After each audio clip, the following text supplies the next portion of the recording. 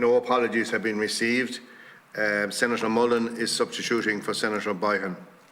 Before we begin, can I remind members that in the context of the current COVID-19 restrictions, only the Cahill and staff are present in the committee room, and all members must join remotely from elsewhere in the parliamentary precincts.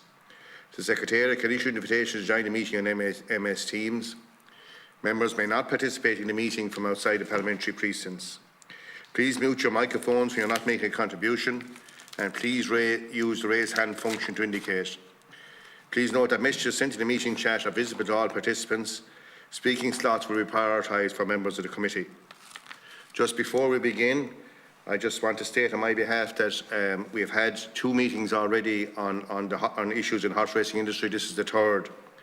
At no stage has a guillotine operated in this committee. We decided as a committee we would have 3 meetings on this issue. This is the 3rd of those meetings, and after those 3 meetings we will have a private meeting as a committee to discuss what, if any, action needs to be taken. So I'd just like to put that on the record as Chairman, as Cahill of the committee. Session 1, Issues in the Horse Racing Industry. The topic for this morning's meeting is alleged issues in the horse racing industry with officials in the Department of Agriculture, Food and the Marine. This follows on from our meetings with Horse Racing Ireland, the Irish Horse Racing Regulatory Board and the Irish Racehorse Trainers Association. This series of meetings was called on the foot of recent allegations made in the media. However, it must be stated we are not a committee of inquiry, so we are not here to judge the veracity of statements made or explore any allegations or wrongdoing against any person. Our only objective is to establish what systems and processes are in place to see if they are up to international standards and to discuss any policy issues arising. I wish to remind witnesses and members that I will not allow criticism of anyone in particular, anyone who is not here to defend themselves. I remind you of the parliamentary practice that you should not criticise or make charges against any person or entity by name in such way as to make him, her or it identifiable. I would like to welcome the following officials in the Department of Agriculture, Food and the Marine to the meeting this morning. Mr Kevin Smith, Assistant Secretary General, Mr Michael Sheahan, Deputy Chief Veterinary Officer, and Mr Tim Drea, Head of the Investigation Unit, joining from Witness Room in Kildare House. You are very welcome to the meeting this morning. We have received your opening statement and briefing material, which has already been circulated to members. All opening statements are published on the Oireachtas website and publicly available. You will be given 10 minutes to make your opening statement before we go into questions and answers. Before we begin, an important notice in relation to parliamentary privilege. Witnesses are protected by absolute privilege in respect of the evidence you are to give to the committee. However, if directed by the committee to cease giving evidence in relation to a particular matter, and you continue to do so, you are entitled thereafter only to a qualified privilege in respect of your evidence. You are directed that only evidence connected with the subject matter of these proceedings is to be given, and you are asked to respect the parliamentary practice to the effect that where possible, you should not criticise nor make charges against any person, persons or entity by name or in such way as to make him or her identifiable. I now call on Mr Smith to make his opening statements. Mr Smith. Thank you very much, Mr Chair. Can you hear me all right? Yes, Kevin, fine, yeah. Okay. I would like to make my opening statement, but at the same time, I would like to, if we could say a few words afterwards about the Panorama programme. We should be able to do it within the limit of 10 minutes, if that's okay, Mr Chairman. I think that would be helpful. Okay. I will do the opening statement and my colleague Michael Sheahan will speak about the Panorama programme, but I must state that we're very limited in terms of what we can say. My opening statement. Successive governments have acknowledged the importance of the thoroughbred horse racing industry and have supported it through legislation and policy. The support provided by public funds through investment in the industry has enabled Ireland to develop a world-class reputation for excellence in thoroughbred horse racing and breeding. The most recent estimates provided by Deloitte in 2017 show employment from the core breeding and racing industry, off-course betting and secondary expenditure resulting in 28,500 jobs and generating €1.84 billion. Ireland is the largest producer of thoroughbred foals in Europe and the 3rd largest in the world, behind the US and Australia. 60% of Irish thoroughbreds born annually are exported, 80% to Britain. Thoroughbred breeders are based in every county, and 92% own 5 mares or fewer. The value of thoroughbreds sold at public auction in 2020 was 151 million. Britain accounted for 123 million of this. Horse Racing Ireland, HRI, is a commercial state body established under the Horse and Greyhound Racing Act 2001. It falls under the aegis of the Department of Agriculture, Food and the Marine. The Horse Racing Ireland Act 2016 provides that Horse Racing Ireland is responsible for the overall administration, governance, development and promotion of the Irish racing industry, and for guaranteeing funding to the Racing Regulatory Board to carry out its functions through an integrity service budget which is agreed annually. The Horse and Greyhound Fund. Financial support is received from the state through the Horse and Greyhound Fund under Section 12 of the Horse and Greyhound Racing Act 2001. 96 million was allocated to that fund in budget 2021, of which 76.8 million is allocated to HRI. Oversight of the role of HRI is provided through a shareholders' letter of expectation, the HRI strategic plan, compliance with the Code of Governance for state bodies, and regular liaison meetings, among other things. How is horse racing regulated? As of from the 1st of January 2018, the Irish Horse Racing Regulatory Board is the regulatory body for all horse racing in Ireland. The IHRB is a company limited by guarantee set up by the Turf Club, which was established in 1790, and the Irish National Hunt Steeplechase Committee for the purpose of carrying out the regulatory and licensing functions for Irish horse racing. This body is responsible for protecting the integrity and reputation of Irish horse racing in Ireland. The Irish Horse Racing Act 1994, as amended, provides for the IHRB to have the following functions: to regulate horse racing, to make and enforce the rules of racing, and in so doing to promote integrity and fair play in horse racing, to provide adequate integrity services for horse racing, and to license race courses under the rules of racing. Legislation provides for the IHRB to be responsible for the making and enforcing of the rules of racing, including making all decisions relating to doping control, forensics, handicapping in respect of horse racing. Funding is provided by HRI on the basis of an annual agreed budget. Welfare initiatives. HRI have an industry assistance programme in place called EQUIP, which provides education and upskilling with other supports through industry assistance programmes. The Irish Thoroughbred Welfare Council was formed in 2020 to guide HRI policy in this area. This is a project working to ensure the widespread adaptation or adoption of International Federation Horse Racing Authority's basic standards. HRI and DAFM work closely with the Irish Equine Centre, and its impending redevelopment is a future keystone of horse care in Ireland. HRI's policy is reflected in the document Promoting Responsible Thoroughbred Ownership, to which bodies concerned with welfare within the horse racing and breeding industry subscribe. The key message is those who own or keep a horse are morally and legally responsible for its health, welfare and safety. HRI directly supports the Irish Welfare Trust, which seeks to rehome and retrain thoroughbreds no longer active in training or racing. DASM's role in investigations. The department is the principal regulator of the agri-food sector with regard to non-compliance with the illegal use of veterinary medicines and animal welfare issues. The IHRB regulates horse racing, as I've previously described. There are common compliance issues of interest to both regulatory bodies. The Investigations Division was established in 2014 as part of the ongoing modernisation of the structures in the department and the wider public service reform process. The division's mission is to, 1, support DAFM, its agencies and other relevant bodies by providing the capability to have investigations carried out as requested and to ensure that such investigations are carried out to a standard that will withstand legal scrutiny. 2, to contribute to DAFM capacity in horizon scanning and risk analysis. 3, to support the implementation of control regimes and the development of legislation underpinning these within DAFM and its agencies as it is required. DAFM Investigations Division supports the work of IHRB through a Memorandum of Understanding, and DAFM's principal regulatory activity involves risk-based inspection regimes and non-compliances generally, which attract financial and administrative sanctions. DAFM carries out thousands of inspections annually in many diverse areas.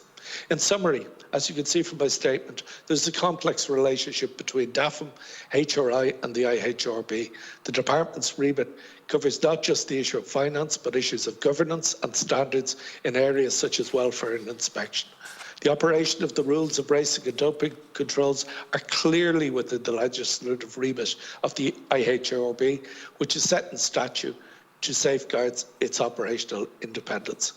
I'm happy to take questions, but for the moment, I would like my colleague Mike Sheahan to say a few words about the programme last night, with your agreement, Mr. Chairman.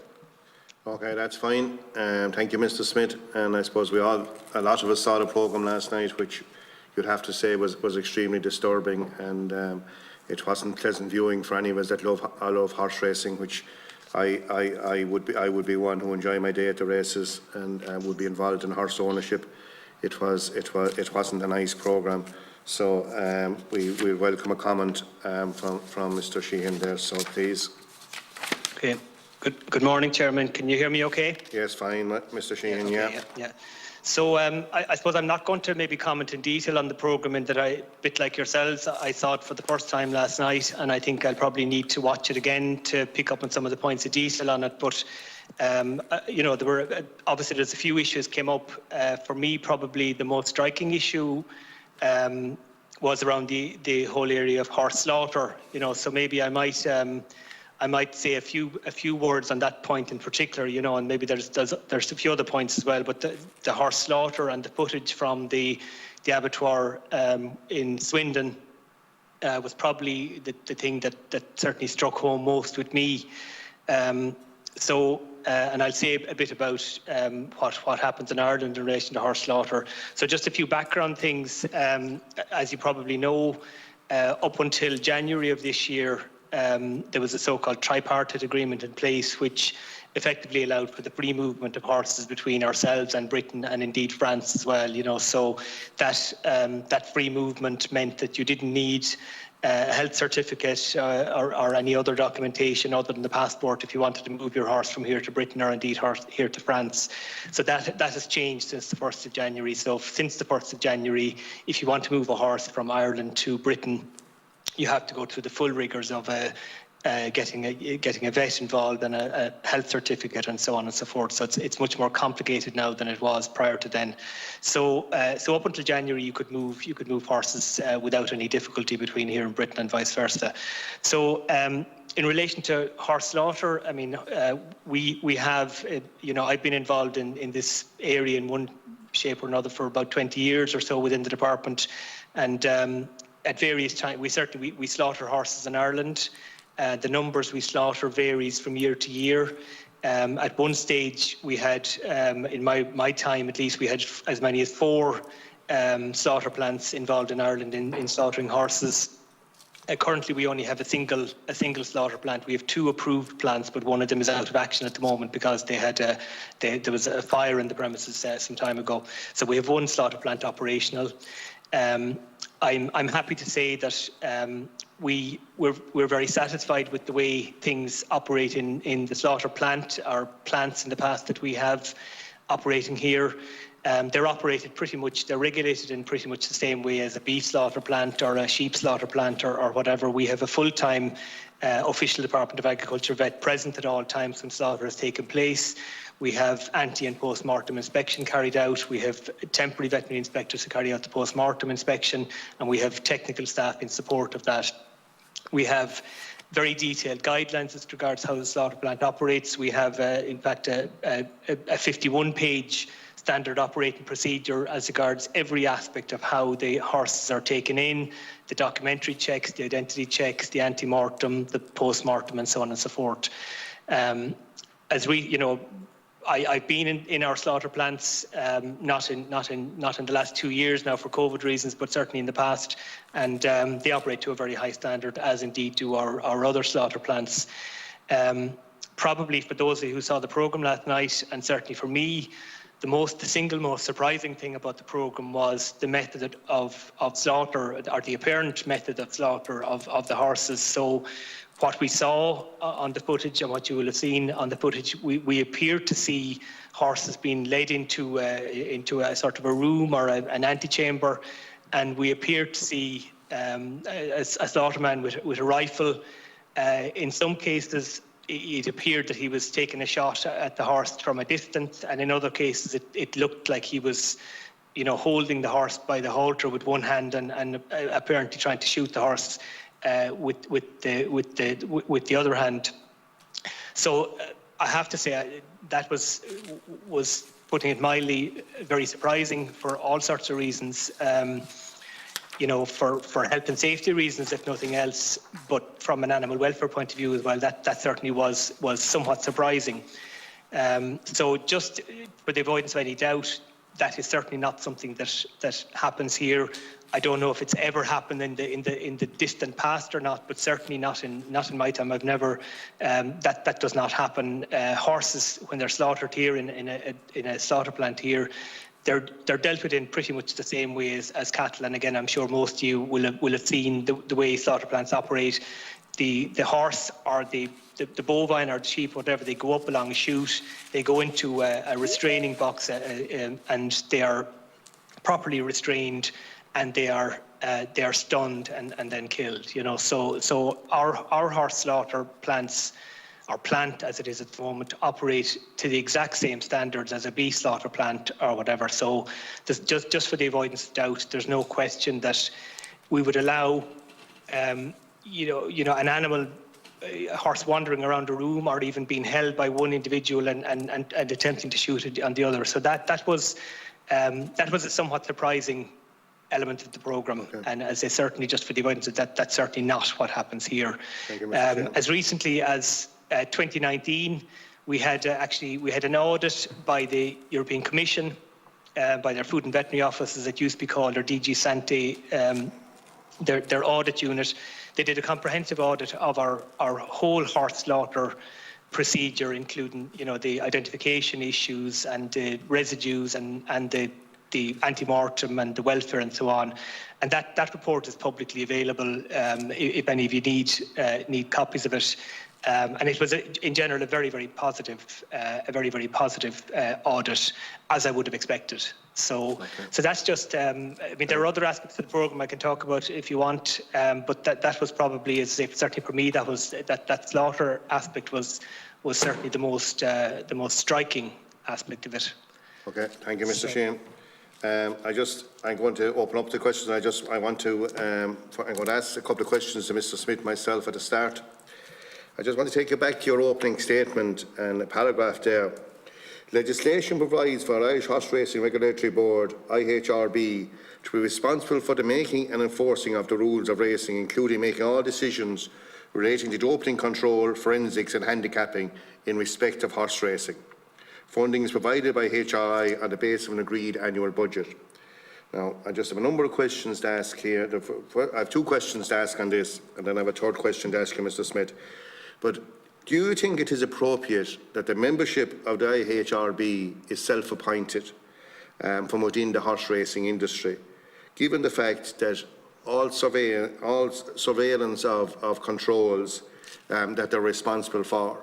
And, if we were to have corporate governance and to get public confidence back into the system, is it time that this legislation was re-looked at and the appointments of people to IHRB is re-examined? Because, this is coming up at our two previous meetings, and it seems hard, in the modern world that we're in and with corporate governance, that the people who are in charge of the industry are appointed from within to govern to govern the surveillance and the integrity of that industry. So that's the first question I'd like you to address. And the second one has risen its head is, as you said, they're funded by the HRI, with very significant state funding being contributed as well. And do you feel that it's correct that salaries of senior members of the executive of the IHRB aren't publicly available? And what would your view on that be, Mr. Smith? And the third question I want to ask is, I just can't understand in this age of computers and traceability that there is not a proper traceability system of horses, that we know at all stages where the horse is and all movements that for a horse, from whether it is from A to B. And like, you know, I'm a farmer. If we take cattle to the mart, that movement is recorded. If a farm-to-farm movement happens, it's recorded. It's done on computers now, and it's done in a seamless fashion. And I can't understand in such a valuable industry for us that every movement of a horse is not computerised now and monitored. And if we had that modernised movement in place, I don't think we'd have that programme like we had last night, and that movement of horses to slaughter. And like, there was an issue raised there last night, which is an extremely important issue. And maybe today isn't the day to address it, and that we might have to have another meeting on it. And I don't expect you to be fully briefed this morning. But we saw a case where a horse was racing at Fairley House and had an accident on the race course and had to be euthanised. And 5 to 6 years after, that microchip appeared in Swindon. And you know, that was a very serious outcome of the programme last night. Now, maybe, as I said, maybe you haven't enough time to have researched that programme last night, and I respect that, but I think as a committee it's something that we will be returning to. But if we had a properised monitoring of traceability of movement of horses, I don't think we'd have a situation like that. So, Mr. Smith, there are the 3 questions I'd like to ask you at the start. If you could address those 3 questions, please. Thank you very much, Chairman. Could I state with regard to the third question, I'll leave that to Mike Sheahan with regard to the identity of horses, but I'll deal with the first 2 questions myself. It's very clear in law where the responsibility lies with regard to the regulation of horse racing. The IHRB is legally responsible for making and enforcing the rules of racing, and it makes all decisions related to doping control, forensics, handicapping. They're very independent in terms of what the law says. That being said, there are strict controls on them with regard to corporate governance and financial accountability. The issue that seems to be coming back to, and it's the one that you've raised, is the makeup of the committee with regard to, there's 6 members on that committee and 1 chair. There's 2 issues there. One is whether it is necessary to have an independent person or persons on that committee. A second issue which has come up is the gender balance of that committee as well. It's not for me to dictate the makeup of it, but I think a very strong message is coming through with regard to that. The second issue is the issue of the funding of HRI, the 9 million, and the salaries position. This is quite a complex issue, and it doesn't just apply to IHRB. There's a number of state bodies who do not report exactly the salaries of their staff. And that is permitted under the 2016 Code of Governance. It's the subsection on business and financial reporting 1.4, and they are allowed to publish details of the number of employees within pay bands. From 60,000 upwards, they have to report in lots of 10,000 exactly what's being paid to their employees. Roughly what's being paid to their employees. And generally what happens is you'll see a situation where it's just the amount that's paid and the number of employees in that band. This is actually perfectly permissible. It's been done by both HRI and the Irish National Stud as well. It is allowable under the Code of Governance. With regard to the actual salaries, for example, with the Chief Executive, that is reported to the Minister, who has written to the Minister for Agriculture and given exact details, but it's confidential, and it would be a breach of GDPR, and it is commercially sensitive for us to disclose that. Mr. Smith, I'm not asking you to disclose it. I fully accept that there's an agreement there with the Chief Executive. I fully accept that, and I made that clear at the meeting the last day. But what I'm asking you is it, you know, in modern day Ireland, is it correct for public money that there's such a lack of transparency? I suppose that's the question I'm asking you.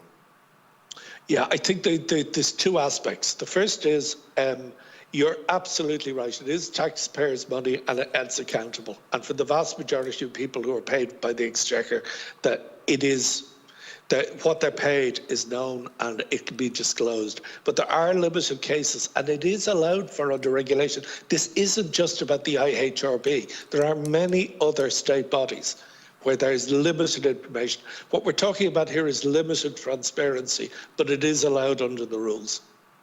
Okay, thank you. And you said about the, if it's okay, we'll keep moving and we'll go back to the traceability and movement of horses maybe later on, because there's an awful lot of people that want to get in. I know Deputy Flaherty has said he has an engagement this morning, so I'm going to let Deputy Flaherty in first. Deputy Flaherty. Thank you very much, Chair, and I won't take too much of the meeting in respect to my colleagues, but thanks for letting me in, and thanks to the department officials for coming here this morning.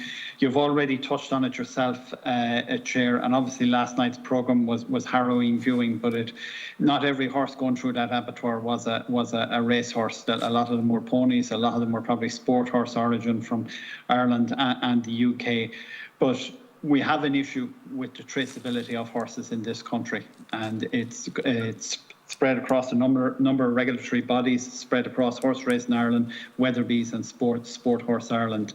A constituent of mine, Fianna McLaughlin, would have contacted the department last November and highlighted that there was still 18 horses on the Sport Horse register that were still registered to him. Of those, 2 of the horses were dead. 2 were exported and dead, another 2 were exported, 9 were sold, 1 horse he never actually owned, and a further 2 were sold and exported. When he contacted Sport Horse Ireland, they informed him that it was the responsibility of the new owners to complete such transfer of ownership forms and not his. Department of Agriculture permits were issued for at least 2 of these horses, and he understood 2 more of the horses were disposed of in one of those Department of Agriculture approved abattoirs that you mentioned earlier. He understood then that a further 4 horses have been exported to the UK, but in that instance, the new owners are not required to complete a change of ownership form with Horse Sport Ireland. So you can see that there's a huge grey area here in terms of the ownership of horses in Ireland, and we have a responsibility. We're a horse-loving nation. We greatly pride and value our reputation as an equine nation, but the onus has to come back to the Department of Agriculture to get to grips with this issue of horse ownership. As the Chair rightly said, and indeed my colleague Michael Fitzmaurice said at our last meeting, from the moment a calf is born till the day that it ends up on a plate, we know exactly where that calf is, where it has been. Unfortunately, the same cannot be said for horses originating in Ireland, and it's a huge grey area. I appreciate you're not going to address it wholly with us here today, but we need to get horse ownership in Ireland, the traceability, where they're sold, how they're exported, all into one central database. And in the modern age, it's inconceivable that we haven't been able to hack that. So I'll appreciate other people have questions, but I would like you to come back to the issue before the close of the meeting and to say what the department are going to do to go away, look at this issue and try and come up with one central source of horse ownership and the tracking of horses post-sale. Thank you. Thank you, Chairman, do you want me to address that issue now in relation to traceability raised by yourself and Deputy Flaherty there? Yeah, we often get stuck for time. We not often, we get stuck for time at these meetings on a constant basis. So if you can give us a brief answer, Mr. Sheahan, I'll start by saying I agree with both of you that the traceability in the horse sector is nowhere near as good as it is in the cattle sector, for example. So I've no hesitation in saying that our system in relation to cattle traceability is undoubtedly, if not the best in the world, certainly amongst the best in the world. It is a superb system. It's the envy of every other agricultural country in the world, and I've no doubt it's the envy of health systems and so on. So it is a superb system, So we really have a Rolls-Royce system when it comes to cattle. But having said that, it's taken us more than 50 years to get the Rolls-Royce system that we have on cattle, you know. So we started off with tagging and blue cards, and we've slowly but surely built up the system over the years. And it was given a huge impetus by the BSE crisis, which basically forced Ireland and other countries to develop this sort of a Rolls-Royce system that we have. So in horses, we don't have a Rolls-Royce system. Now, we've come a long way.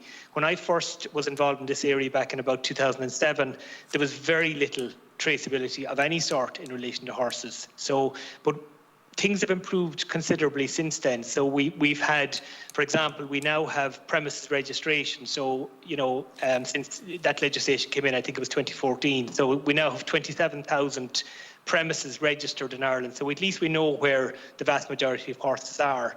We have change of ownership legislation, which we didn't have previously.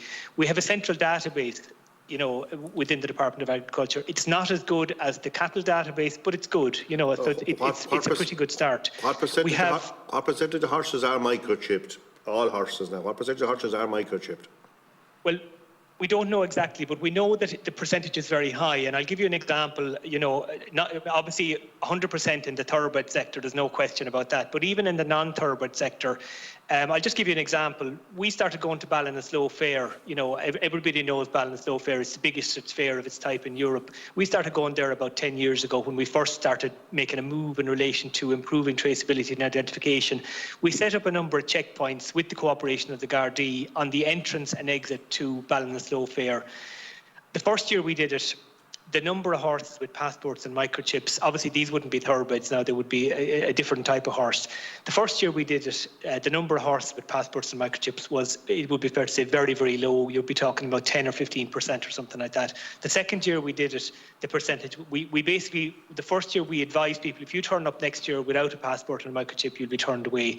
So the second year, the compliance level was very high. The third year we did it, we had nearly 100% compliance with, and this would be even among, as you know, the travelling community would frequent Ballinasloe. You'd have a lot of horses at the sort of lower end of the market, as well as some top class, you know, sport horses as well. So even at that end of the market, the Ballinasloe Fair end of the market, the compliance levels now are, you know, light years away from where they were. So we have come a long way, but there is still a few more pieces of the jigsaw to be put in place before we have the sort of traceability in the horse sector that we have in the cattle sector. And there are plans in place for that.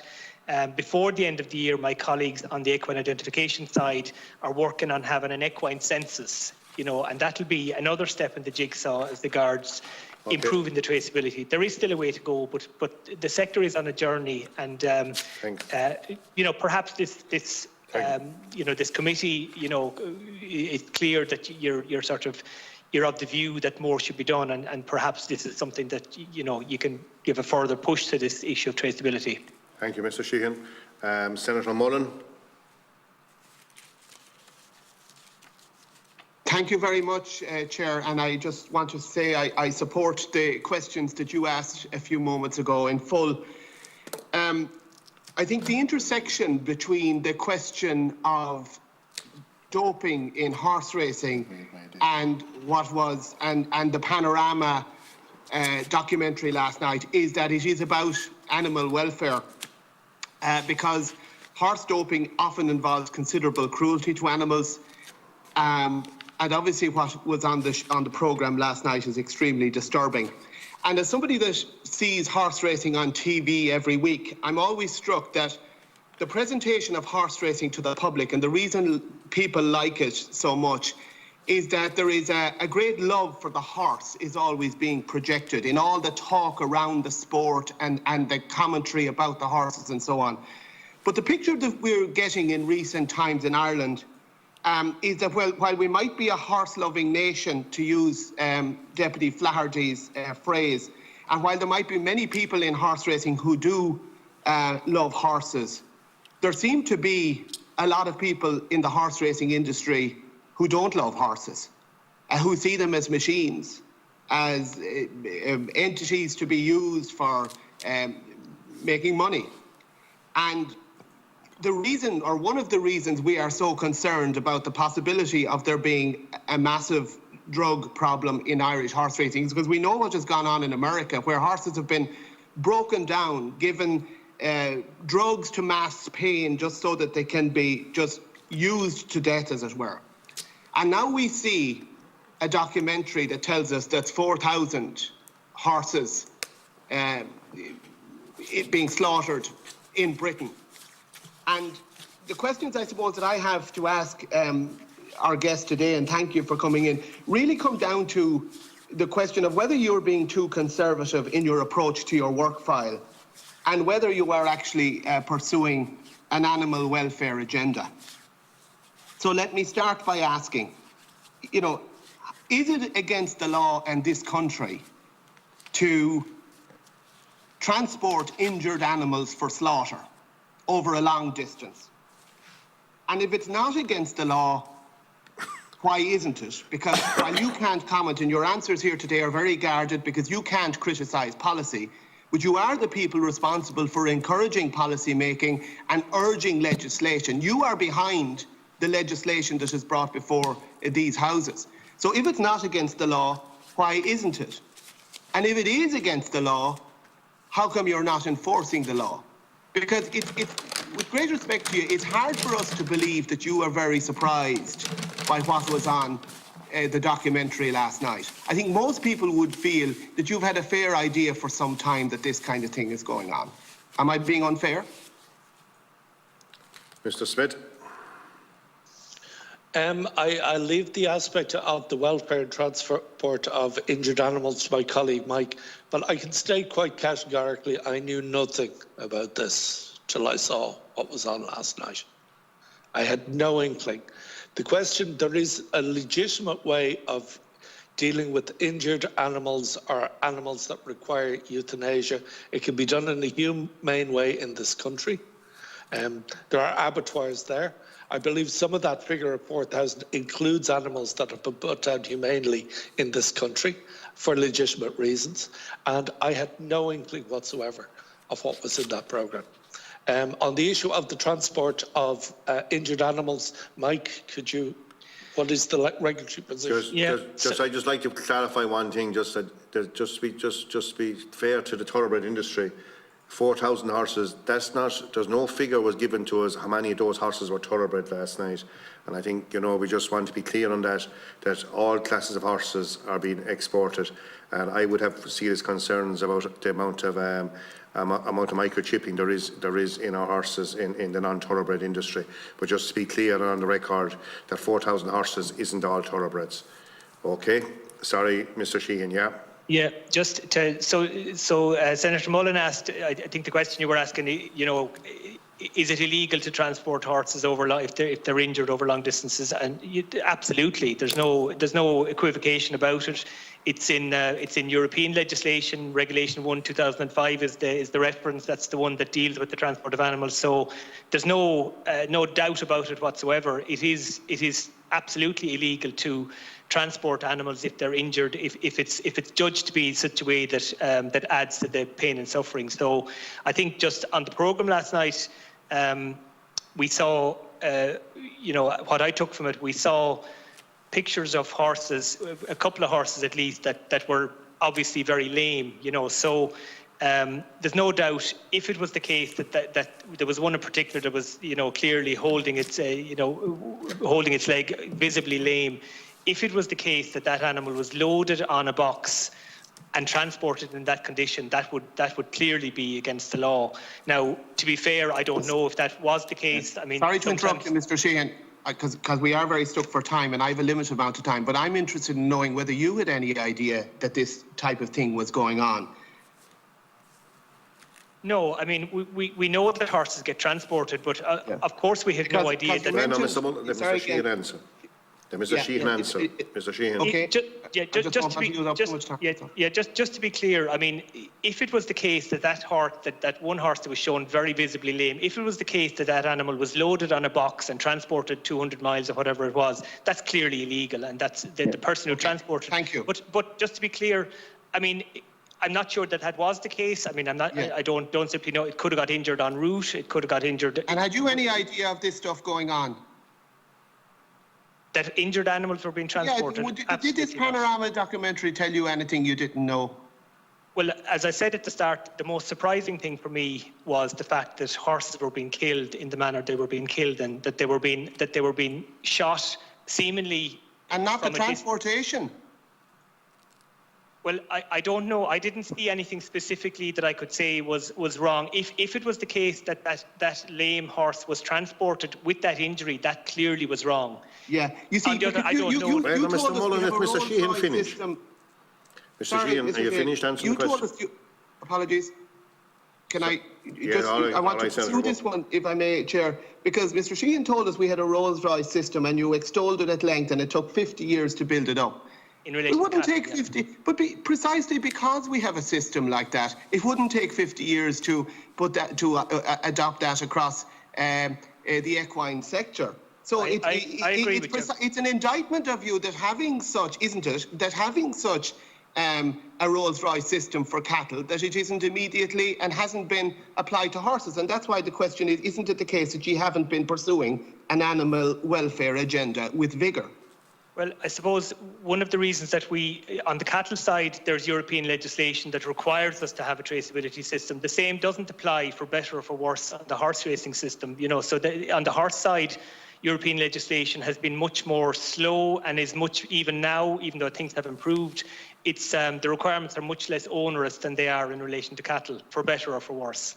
But okay, I'm not disagreeing with you that I think there is a need to move forward, and as I say, there are plans that before the end of the year we will have, I suppose, one of the final pieces of that jigsaw. We have the premises registration in place, we have the central database in place, and we will have the equine census. The plan is to have it carried out before the end of the year. So we have come a long way. You can always argue things should have moved faster. Okay.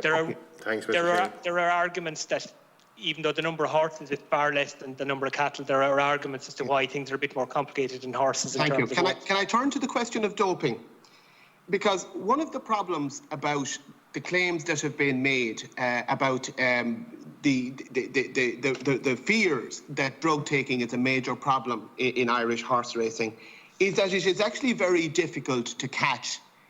That those who do this kind of thing are very skilled at staying ahead of the investigators. And we know how they had to be brought down in America, and that has brought changes, and changes that include the governance and the makeup of governance bodies of the horse racing regulatory sector. Now, I understand that when the department sends people out to customs to seize imported products, and my source for this is Mr. Louis Reardon, a name you will know, a man from within the civil service, who has pointed out to me that often when customs seize imported products, they write to the person, the consignee, giving them a warning. Now, given that, and sometimes asking for permission to destroy the products seized. Now, given that it's unlikely generally that customs will seize a consignment, when a consignment is seized, it's a rare opportunity to find out who's using them. But there aren't controlled deliveries, or very often there are not controlled deliveries. So isn't it the case, or is it the case, that what you have is the department sometimes sending people out with no pharmacological qualifications and not a lot of experience in the area, and not carrying out controlled deliveries sometimes, and therefore frustrating our ability to know who is importing these drugs? Has that been happening? Mr. Smith or Mr. Sheahan, which you wants to answer that question? Or maybe it's more appropriate for Mr. Drea. I can take that question, Senator Mullen. I can't comment on the individual that's talking to you, but in terms of the way this operates, the customs sees, certainly over the last 3 years, customs sees very large amounts of unauthorised animal remedies. Basically, most of these constitute people buying veterinary medicines on the internet, and the administrative process you described addresses that. So we would take the product from customs, we would write the consignee, we would destroy him. That happens in circumstances where the product is not of significance. The vast majority of those products that are in that category are for small animals. And the risk, we'll say, in terms of food safety or public health is minimal. And that's seen as an administrative approach to dealing with the large numbers we had a few years ago. Okay, now can I stop you there, Mr. Drea, because you said food safety and public health. Equine doping isn't primarily about either of those things. No. So are you in a position to tell me that A, you have the expertise on site to know that drugs that have been seized by customs could be used in horse doping, and B, where that happens, you do not warn off the consignee and seek permission to destroy them, but that you do a controlled delivery in all of those situations in order to find the wrongdoers? Can you guarantee me that you do that in those situations? I can't, and the reason I can't is that controlled delivery is a very specific and was used in a small number of very specific instances in the past. And controlled delivery basically means identifying a product, customs sees a dangerous product, and allowing that dangerous product to be delivered to farms and to end users, and then carrying out an inspection or a raid to find the product after it's delivered. So now, are you saying... Well, Mr. Mullen, listen, Mr. Drea, finish, please. There are a number of risks with that approach. And there are very significant risks, and principal one is that you don't find the product. So there's a judgment call around releasing product of that nature out. And those judgment calls are made on a case-by-case basis. We have full support from Vet Meds Division, who are the experts in this area, and I have 3 vets in my division who are involved in this work as well. So sorry, you said first of all that they have to be dangerous. So that suggests to me that unless if it's been used in equine doping, you don't regard it as dangerous. Is that what you're getting at there? No, if they're items of significance. Right. Now, Yeah. Supposing then you say that the controlled delivery has complexities about it because you wouldn't necessarily find the product. But I'm talking about a situation where drugs have been seized, and I'm asking you, do you have the expertise on the spot when that happens to know that these could be used in horse doping? Serious allegations have been made affecting the reputation of the Irish horse racing sector. Is extremely important to the economy. We've heard all that. Are you in a position to know that you're dealing with horse doping drugs? And surely a controlled delivery then is about managing the delivery of those drugs and actually being on the spot when they are taken in, and therefore you know you're wrongdoer then because you have linked the consignee with the drugs imported. And why aren't you doing that? We have done it in the past in a small number of instances over a 20-year period. And why only a very small number of instances? Because the number of products we intercept that are being used for doping horses is very, very small.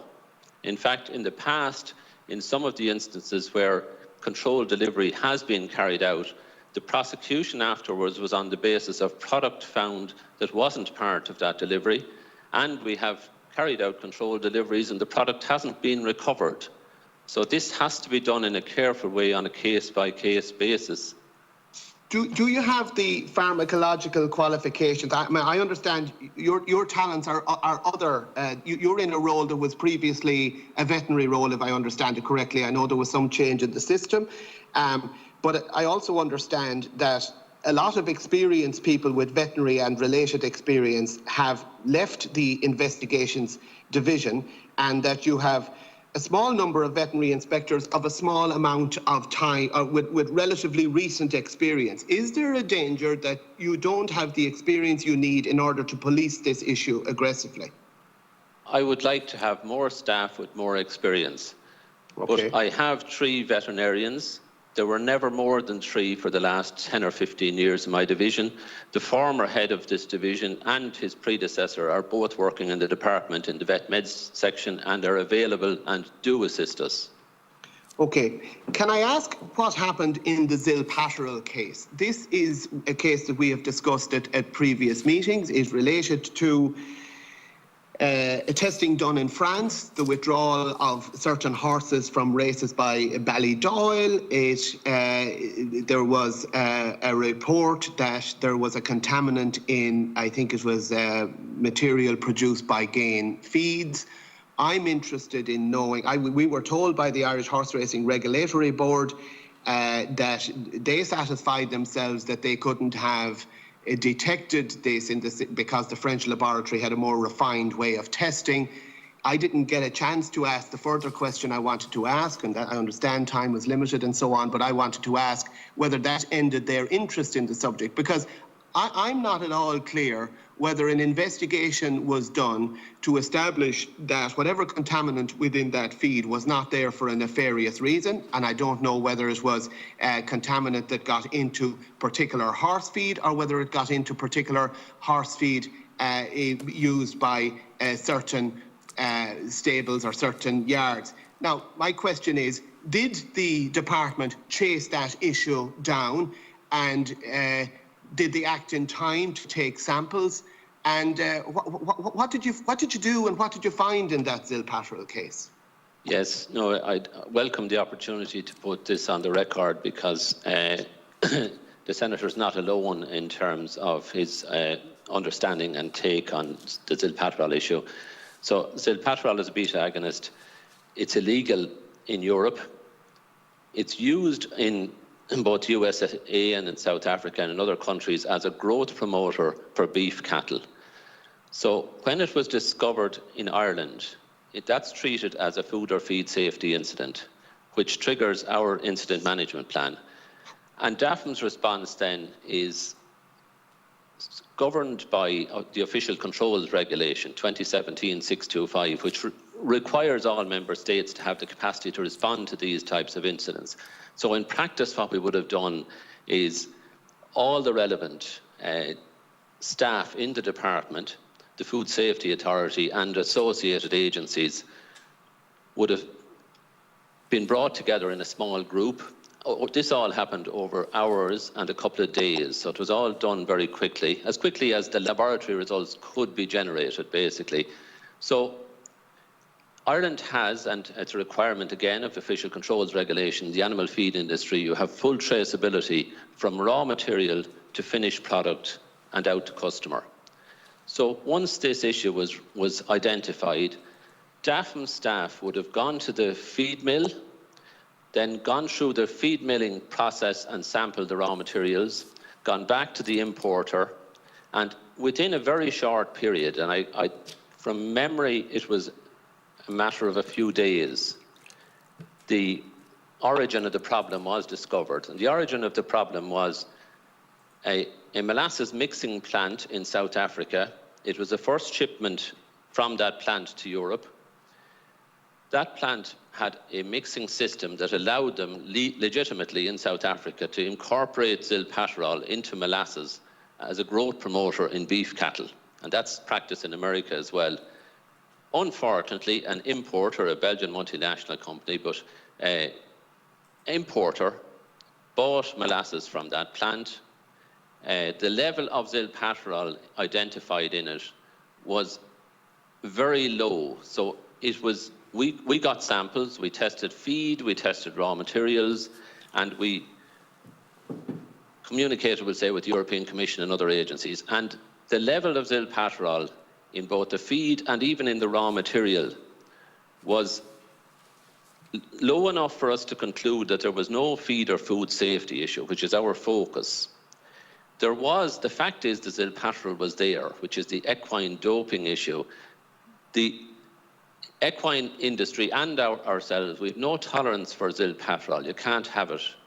So when it's there, our focus is around food and feed safety. We were satisfied that it wasn't a food and feed safety issue. We did get all the product was withdrawn. It was taken out of the feed chain as a precaution.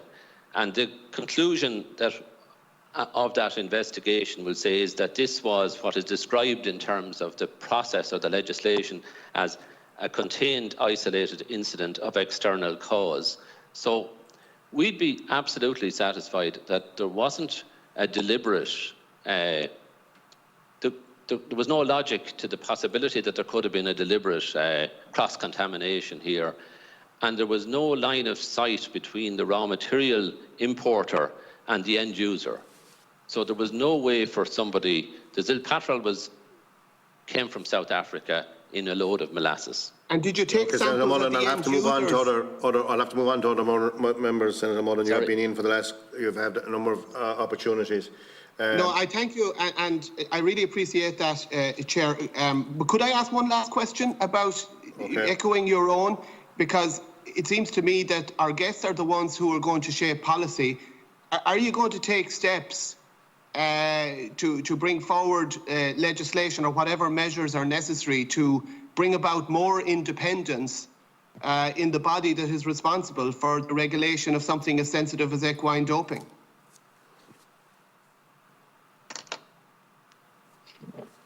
Who are you asking the question to? Sorry.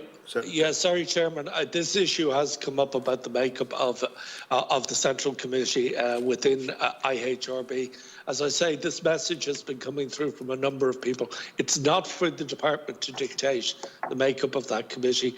My understanding is the message coming through from this particular committee, the Agriculture Committee, is that they would like to see more independence and a better gender balance on that committee of the IHRB. Thank you very much. Deputy Brown. Thanks, Chair. Deputy Brown. Thanks, Cahill. And look, I hate being critical, but there's an hour gone nearly on one contributor, and I see on the screen that there's an awful lot of people looking to get in. I don't know, Chair, I have questions for the department and following up on what we've had, and I've also questions about last night's programme. I don't know if the witnesses are in a position to answer them at this stage. But I'll start. In their own 96 million was allocated to the horse and greyhound racing fund in budget 2021.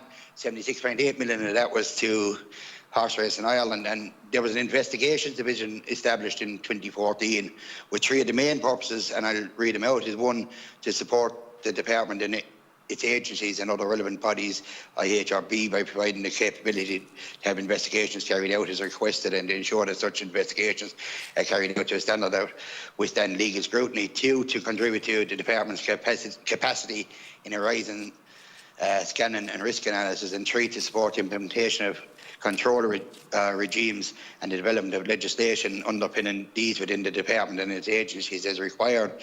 And the questions I have in relation to what we've discussed already at this is, what does the department have to say to the whistleblowers who have been critical of the IHRB's handling of these allegations?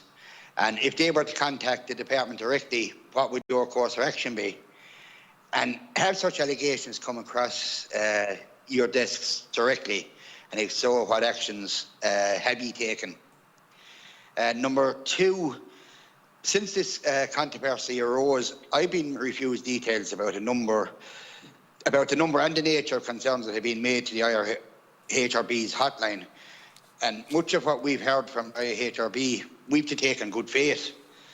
So would the department consider demanding a full account of the IHRB's allegations that have been made to them and how these allegations have been assessed?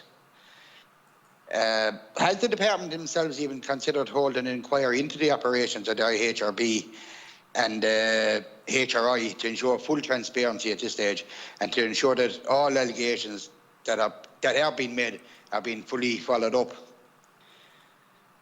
There also seems to be a difference of opinion between the IHRB and the Irish Racehorse Trainers Association about whether or not authorised officers should conduct inspections without the presence of a vet. Has the Department of Agriculture been aware of these differences of opinion, and what's its view on that?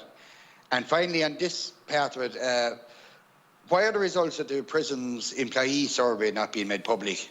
Again, millions of public money is given to the industry each year, yet we're not allowed to see the issues that report may have found. Are you comfortable with the lack of transparency there? That's just Cahill on what we've dealt with already. If I can at this stage or later, because I know there's more members there wishing to get in about last night's programme, but if we can get them answers first there, please. Okay, Deputy Brown. Mr. Smith, who wants to take those questions from Deputy Brown? I'll take the initial questions. With regard to whistleblowers and allegations, the department is more than happy to meet anyone with regard to, I know there's a particular prominent person who has been in contact and has been in the newspapers. They've not met the Agriculture Committee. They have spoken to the head of the IHRB and HRI, but if they wish to speak to the department, we'd be more than happy to arrange it. We have a method of dealing with whistleblowers and with protected disclosures, and as I say, we'd be more than happy if there's evidence there or details that we can get, we'd be more than happy to deal with it. With regard to the need for an inquiry into the activities of IHRB and HRA, I'd like to know what the basis of that inquiry would be and what exactly we're going to inquire with regard to that. I'll leave it to my colleagues on the other questions. Thank you.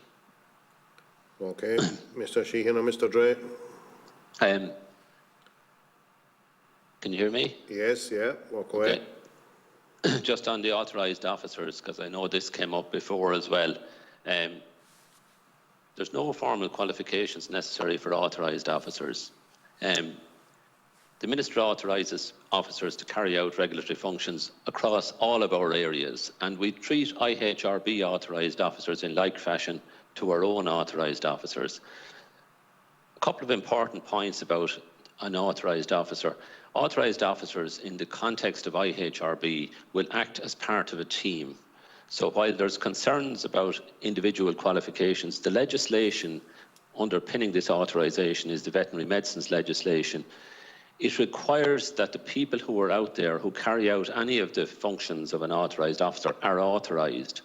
So if you go back to, I think at the last session, when there was a discussion around an example of 5 or 6 people arriving to carry out an inspection on a racing premises, all the people who arrive there need to be authorised officers. The man who stands at the back gate to make sure a lorry doesn't drive out the back gate, he needs to be an authorised officer. He doesn't need to be a vet. And that's how my division functions and has functioned for years. The division I manage has all 4 streams of department staff in the division, and all of them are authorised officers. And basically, the requirement to be an authorised officer is to have the capacity to do the job or to fulfil the duties of an authorised officer. And in the case of IHRB, I would say that's have a knowledge of horse racing and have experience in a role in IHRB. So maybe that helps in terms of authorised officers and qualifications. Okay, thank you, Mr. Drea. Okay, Martin? Yeah, thanks, Cahill. About the Panorama programme, are we asking questions on that now? Well, I think if we go through what was the original agenda, Deputy Brown, and we see at the end whether we can get back to it then, but most definitely, you know, there were serious questions, and I raised the one about the microchip there, peeing on a horse after 5 or 6 years that, you know, had been euthanised.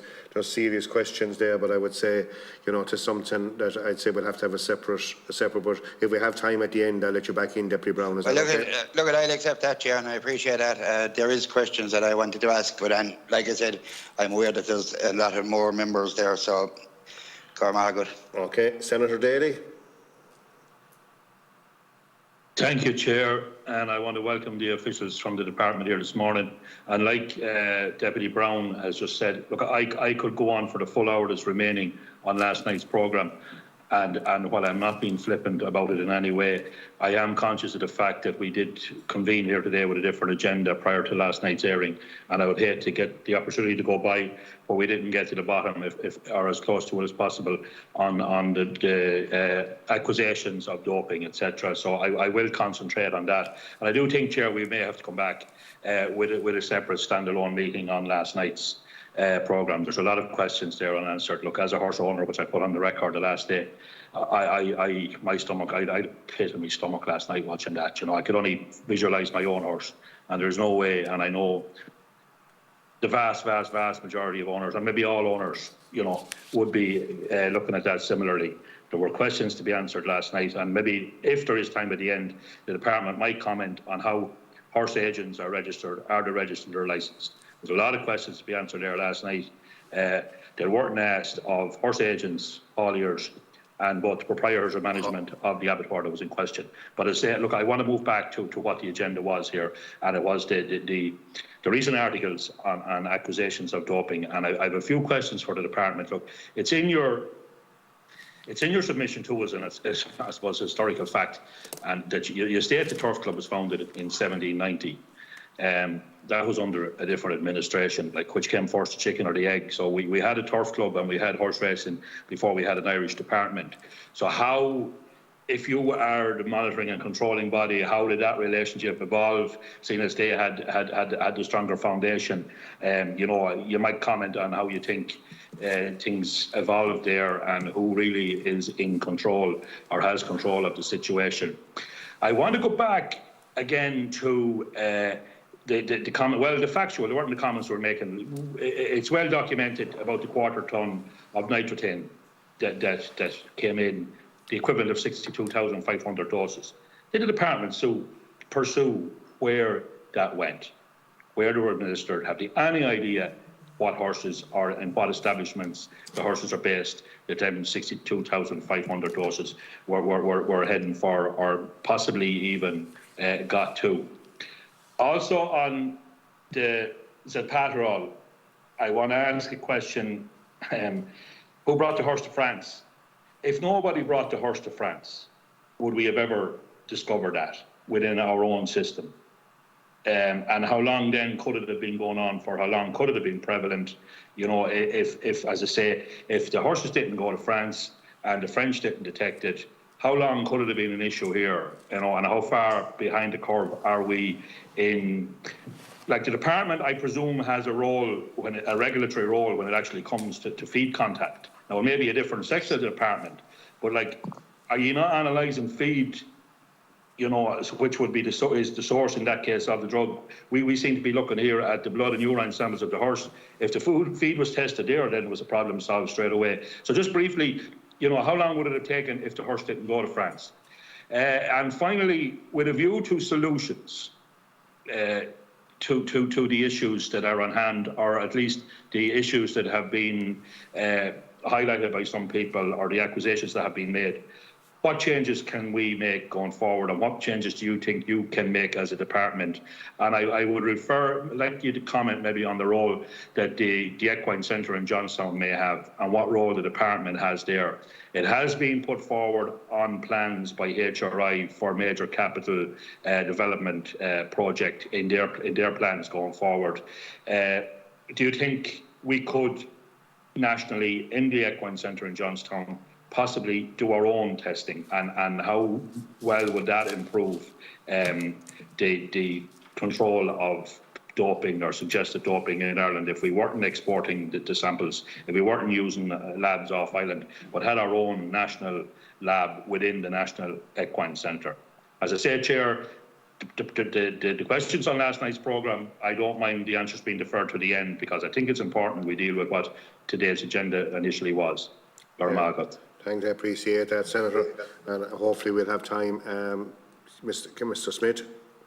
Yeah, I'll deal with two of the questions, Chairman. Thank you for the question, Senator. I'll deal with the first one, which is what has changed about the Turf Club. You're correct, the Turf Club was set up in 1790. Department of Agriculture was set up on the 1st of April 1900, so they're a great deal older than us. But there's been a sea change since 2018 in terms of the way in which we deal with it, in terms of corporate governance and accountability. The fact that they have a strong relationship with HRI in terms of explaining how they spend money, their integrity budget, their regular meetings, and how they account for it. They are still independent with regard to the rules of racing, but their accountability from a financial and a corporate governance point of view has moved greatly. The second area I want to deal with is the issue of the Irish Equine Centre. You are correct, Senator. There is a commitment in the programme from government for a major overhaul of the Irish Equine Centre. We're expected to invest 24 million in upgrading the facilities there, and I have no doubt that they do have a role to play in testing in the future. I'll pass over to my colleagues on the nitrazine and the easel pastoral issues. Okay. Okay. Mr. Sheahan and Mr. Drea. On the nitratane, I suppose the figure I think that's out, and it is well documented out in the media, is about, I think it's 225 kilos of nitratane. What that was that figure came from the supplier who provided the 6 kilograms that was seized in, I think, 2012, if I'm right, when it was being imported by a vet who was subsequently prosecuted.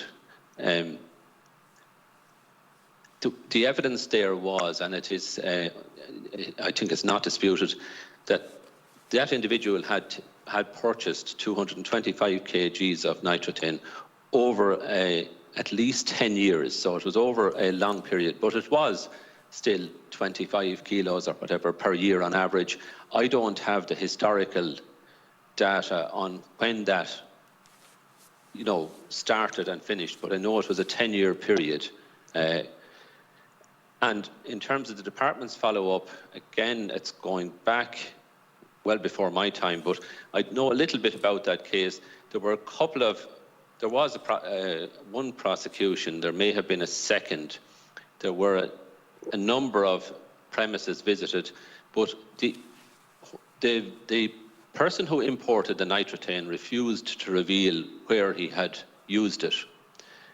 And the only evidence that I'm aware that might have existed at the time was certain evidentially weak material, we'll say, which investigators tried their best to use to arrive at a point where they could take it further.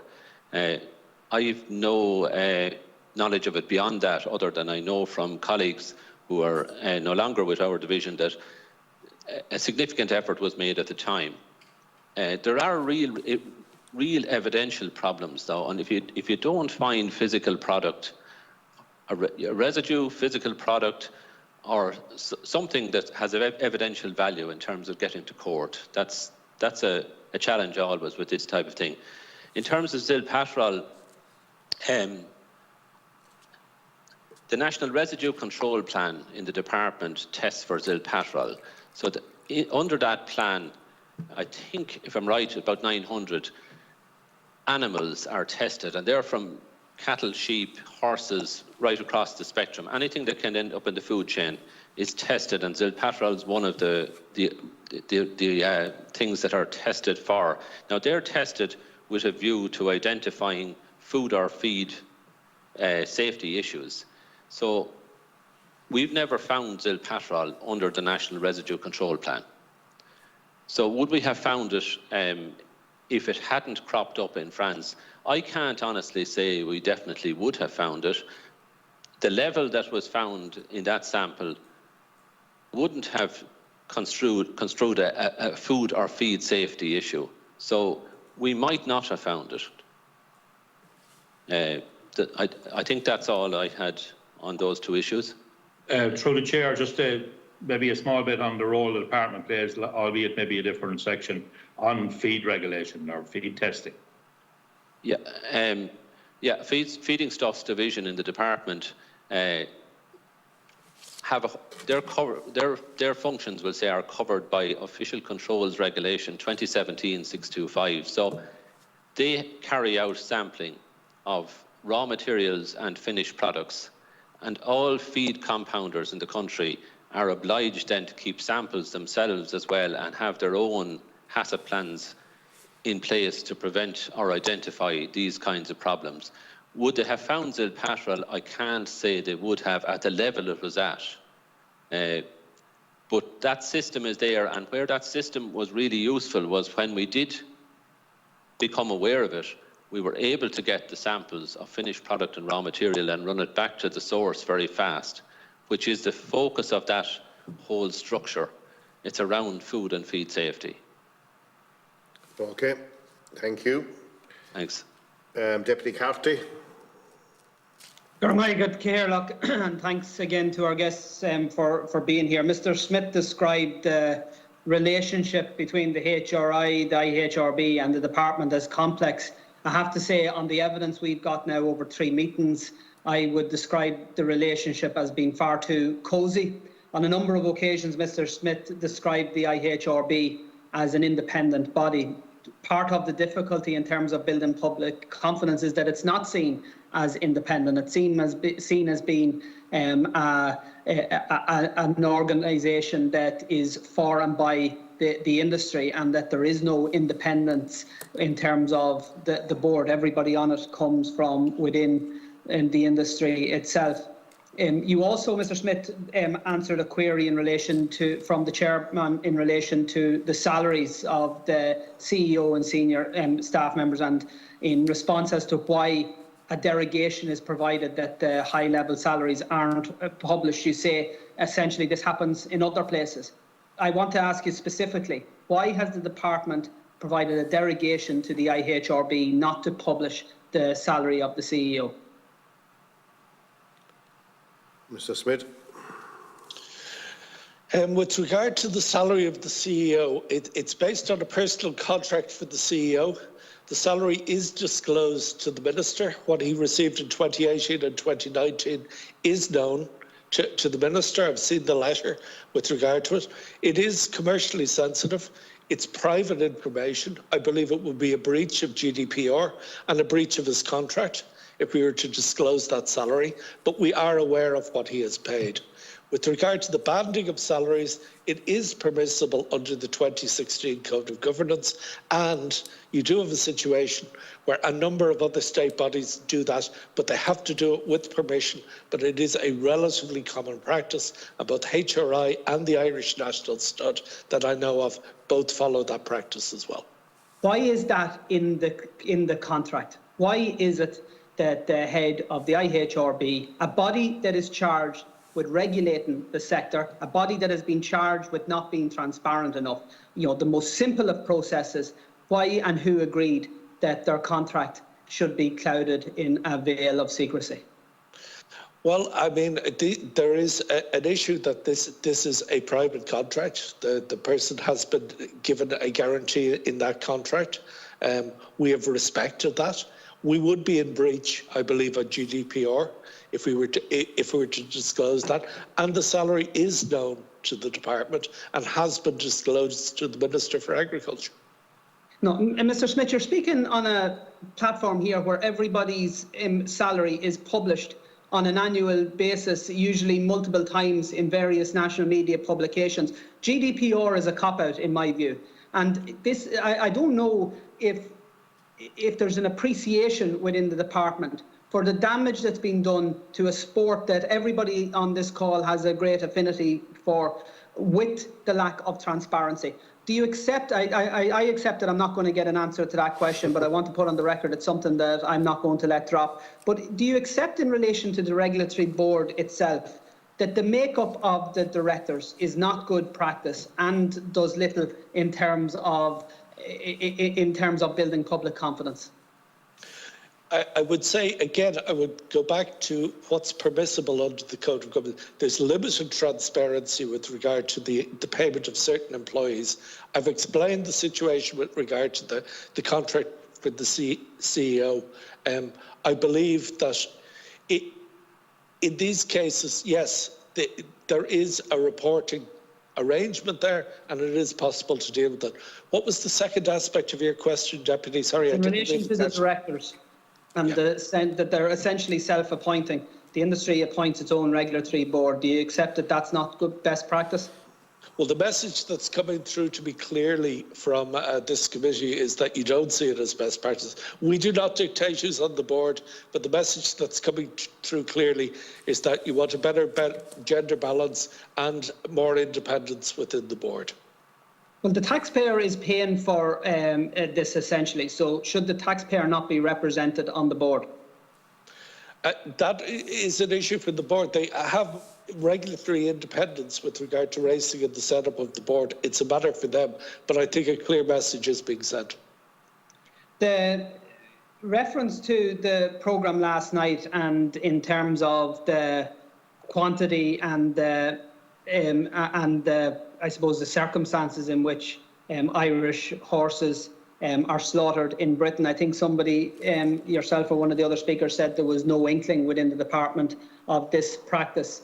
It was referenced in a couple of cases that there were large stables in which 1 in 6 racehorses have died since 2015. Now, considering the average lifespan of a horse is about 25 to 30 years, is there no mechanism within the department that would raise alarm bells and warrant further investigation?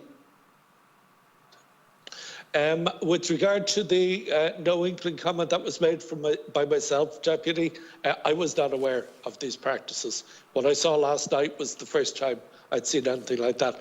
With regard to the mortality rates within horses, can I pass that over to Mike Sheahan? Mr. Sheahan. Yeah, thanks. So I think your question was the thing that was raised about the mortality rate in certain large stables. I don't know. I mean, generally within the department, we don't keep records of mortality rates in trainers' yards. I'm aware that within the IHRB, I know that in recent times they have been doing more in terms of statistics about horses dying, on the racetrack or whatever. But I'm not aware that there's a system for keeping a record of the actual number of horses in a particular trainer's yard that might have died over a period of time. I mean, we have records of horses that die, on our central database. We have records when if a horse is euthanized or goes to an equerry or whatever, that passport is returned to the Department of Agriculture. So there is a system of keeping tabs on horses that die or are euthanized, and obviously there's a system of keeping tabs on horses that are slaughtered within the country. It's supposed to be the case that when horses are slaughtered abroad, that passport is returned. Whether that is working to that's working to the full extent that it should be as regards horses being slaughtered in England in that particular abattoir, I don't know. That's something we can certainly follow up on. So there is a certain amount of record keeping as regards mortality levels, but down to the level of individual stables, there wouldn't, to the best of my knowledge, there certainly within the department, there isn't a system of recording in stable X how many horses what the mortality rate would have been over a period of time. Whether there should be or not is, that's, as I say, on the traceability question, as we talked about earlier, on the cattle front, it would be possible, relatively easily to work out mortality rates because, as I said, we have a sort of a Rolls-Royce system on cattle. We'd have an investigation. We have a second set of twins. Don't mind mortality rate on cattle farms. Indeed. Deputy Carty, while I accept, Deputy Carty, you haven't seen the wait for a minute, Matt. While I accept it. Deputy Carty, I accept last night's programme raised a huge amount of questions, but I kept other speakers to the agenda that was for today, and that's okay. Well, so I'll move back to that then. Yeah, and just to go back to Mr. Smith. I accept people are extremely anxious about last night's programme, but I just want to keep to today's agenda, Matt. Okay. Okay. Well, just going back to Mr. Smith, we know that the HRI receives a substantial level of state funding, and we also know how important the horse racing sector is to many rural economies. But considering that this year there was an increase in HRI funding from your department from €84 million to €96 million, that's a €12 million increase, a substantial increase at a time when many sectors would have given their right arm for something similar. With that extra funding, were there any additional conditions with regard to either regulation, monitoring, enforcement, or in terms of the distribution of that funding applied? Can I answer that, Chair? Yes, of course, Mr. Smith, yeah. Okay, thank you. Yes, the funding was increased by 12 million from 84 to 96 million. 80% of that funding goes to HRI. The 12 million extra was given into the Horse and Greyhound Fund as a response to COVID and the devastating economic effects that had on both horses and greyhounds as well. It was a financial support for those sectors.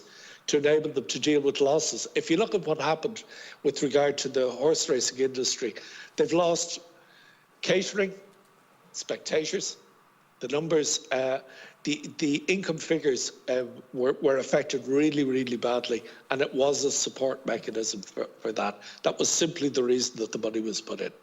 Well, just to say, if you look at, in 2014, the Exchequer funding was 54 million.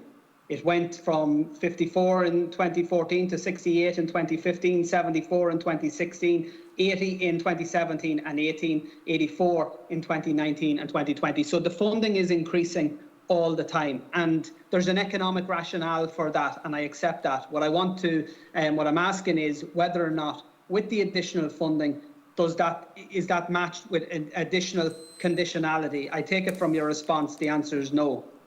No, I wouldn't take that as my response. I think if you look at the money that's going in and the return that we're getting for that money, you're looking at 28,500 jobs, a 1.8 billion industry. I mean, we've had possibly the most successful year for Irish racing in terms of track. What are you actually getting for that money? I would argue that the taxpayer is getting a very good bargain here for 84 million, or as it was 96 million last year. Yeah, and as I say, I accept that there is an economic benefit. I wonder if we are sure that the maximum economic benefit, because as we know from our previous hearings, HRI distribute that money largely through prize money, almost pound for pound in terms of the Exchequer funding is paid out in prize money. But when you look at how that money is distributed in terms of the top 10 trainers, for flat all weather, it's about 50%. For national hunt, it's over 60%. And for flat, it's over 60% again. So a very small number of trainers are actually drawing down the substantial amount of the funding that's delivered through the taxpayer. So my question is whether or not an economic appraisal has actually been taking place as to whether or not that money is best spent to ensure that the sector that you rightly say provides an economic benefit is robust and distributed regionally, and that those smaller trainers and breeders who have contacted members of this committee to say they essentially get no support whatsoever. It's all diverted to the big boys through the prize fund. So has an economic appraisal been carried out by your department as to ensure that that money is being well spent? In answer, I think we've jousted on this point before, Deputy Carthy. I think this is the third time we've come to it. But number one, no economic appraisal has been done on that basis. But at the same time, 60% of the income of HRI goes towards prize money. You're right, it is done in a way in which the more valuable races tend to go to the bigger trainers. It doesn't always happen. At the same time, 70% of people who ran horses at racetracks last year picked up some form of prize money, which isn't a bad return from that point of view. The other thing as well, the smaller breeders and trainers are fully capable of selling their horses on. It's the way in which the market operates. Internationally, prize money is the basis on which the international markets operate. It operates in Australia, Ireland, England, France. It's the exact same system. And a point I have put to you before, what is the alternative that you're putting to me with regard to this, other than the use of prize money as it's done at the moment? Well, the difficulty I have, to be frank, Mr. Smith, is when we're talking about prize money, international practice such as the United States is put to us. But when we put to it, when we're talking about regulation, the United States model is one I think that we should be looking at, but we're not. So I think if we're going to be approaching this from an international best practice point of view, well, then we should be doing it across the board. The only question I've asked you, and I've asked you this repeatedly, is as to whether or not the department have carried out an economic analysis to ensure that the money that's being distributed is actually done in the most effective way from an economic and a social point of view. And again, I'd have to take it that the answer is that that has never been done. You're correct in that final point. Okay, well, thank you. I just want to ask one question in relation to doping that, and this does touch on last night's programme, but it is relevant to the agenda that we have had, because last week I asked a representative of the industry if it was possible for an animal that had been treated with bute to make it into the supply chain, and the committee was told in categoric terms that it absolutely was not possible.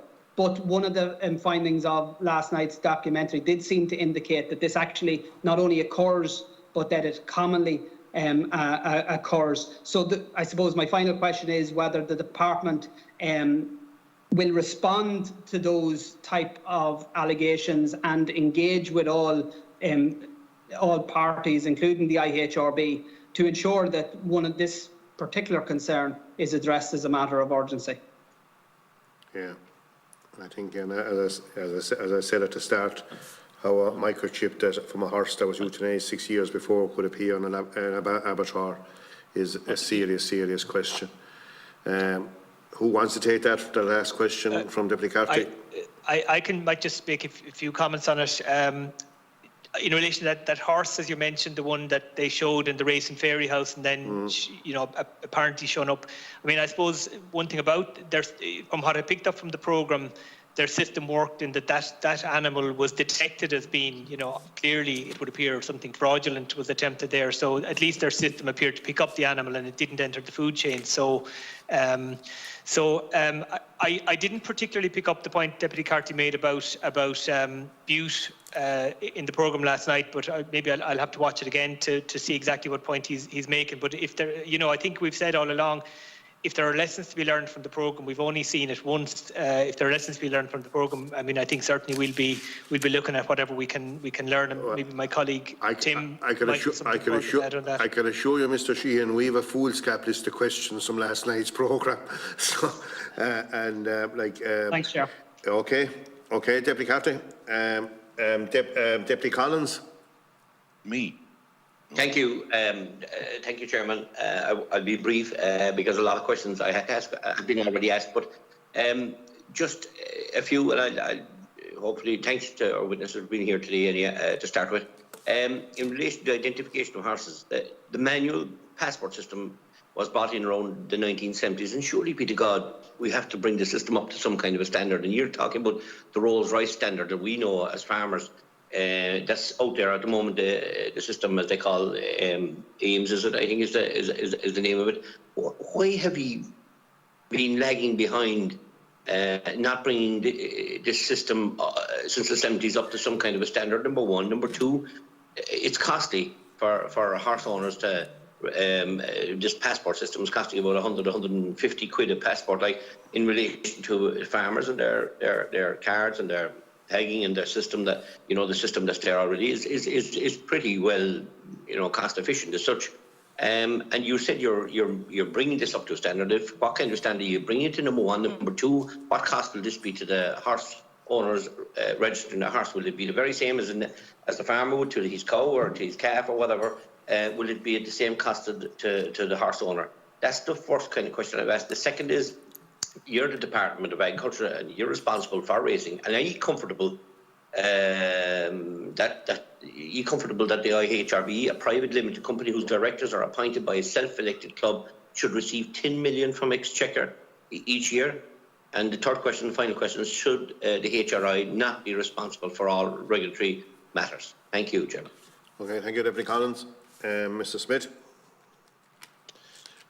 With regard to the receipt of the 10 million, it's 9 million goes to the IHRB from HRI. There is a memorandum of understanding, a 2-year memorandum dealing with the matter. It's 24 pages. It goes into some detail in terms of how Irish horse racing is regulated, and it explains exactly what the money is for and how it's accounted for. There are codes of governance and financial standards there. So that with regard to HRI and the regulation, with regard to certain of the aspects that we're talking about here, it's not just HRI issues that we're dealing with here. As the department, we also have welfare and other concerns that have to be dealt with as well. And I'll hand over to Mike about the ID of horses. Mr. Sheahan. Yeah, thank you. So in relation to identification, I think Deputy Collins asked a good question. Why are we still dealing with passports and markings of horses and so on? Well, I suppose the simple answer is that that's what That's what EU legislation requires, so the EU legislation on this has been updated a number of times, and there's been a number of extra safeguards built into the system, so there's now a more standardised system of passports. But the reality is that in Britain, for example, they have something like 90 different passport issuing bodies. In Germany, they have some similar number. We have a relatively small number of passport issuing bodies, but they're all governed by EU legislation. So that dictates that horses have to be accompanied by a passport in a relatively standard format. They have to be microchipped and so on and so forth. So, where there is room for improvement is in relation to the traceability side of things, as I talked a little bit about at the start. So while we have a central database, and again, that's required by EU legislation, it's not as slick an operation as the AIM system, as you mentioned earlier. But anyway, racing and the horse industry, it's a worldwide system. Horses travel for competition all over the world. So the passport system and the microchip system, that's the internationally recognised standard. So there are moves, again, as I might have mentioned earlier, there are moves towards more digital sort of systems, in that, again, those of you who are involved in the sector will know that this year, for the first time, Weatherby's in Ireland, and I presume in Britain as well, have started issuing the so-called smart card. In addition to the standard paper document, they've also started issuing the so-called smart card. So that's, I suppose, that's a step. I think that's something that will develop further over time, that we'll probably move more towards sort of electronic systems. But for the moment, nationally, at EU level, and indeed internationally, your book, your passport, and your markings taken by a vet, and microchipping is pretty much the standard system. And it's not. It has improved a lot. It's not foolproof, certainly, but over the years, a lot of extra safeguards have been built into it. But Mr. Sheahan, have you a figure on what percentage of horses are not microchipped? Yeah, I think I kind of answered this question maybe earlier on. We don't have a figure. You didn't give a figure, Mr. Sheahan. Like at a previous, in the last session of this stall, we had representatives in, because we were talking on horse welfare at the time. And at that stage, we were given a figure that 19 to 20% of horses weren't microchipped.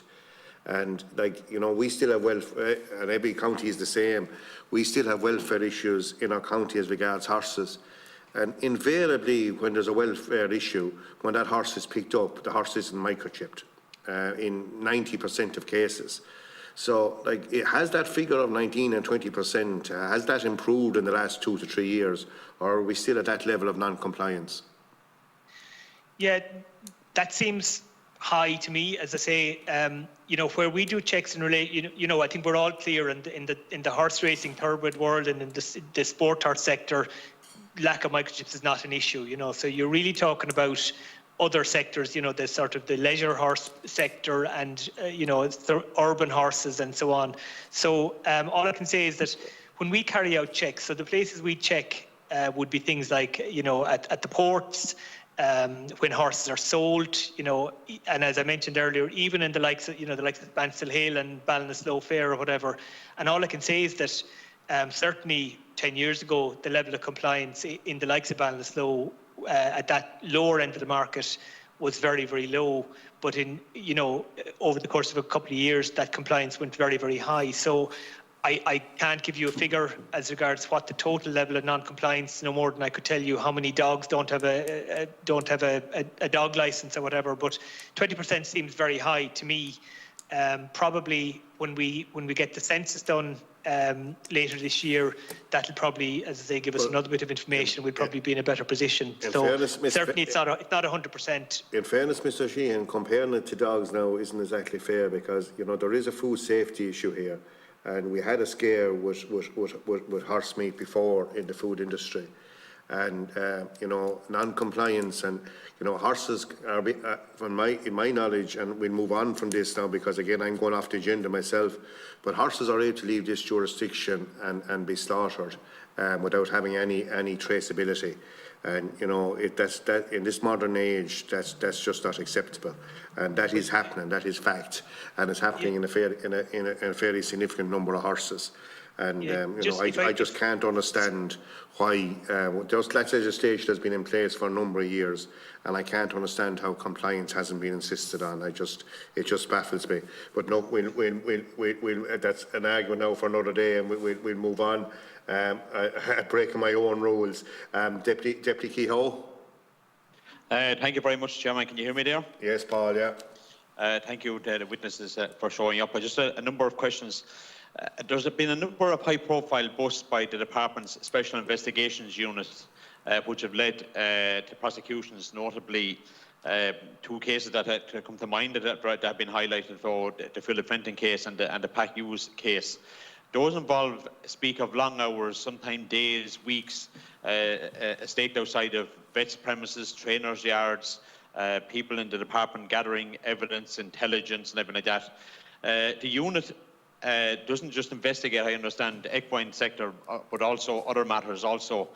But according to figures reported on our national provider, RT, it carried out at least 115 investigations in 2012, 34 in 2018, and 8 in the first half of 2020.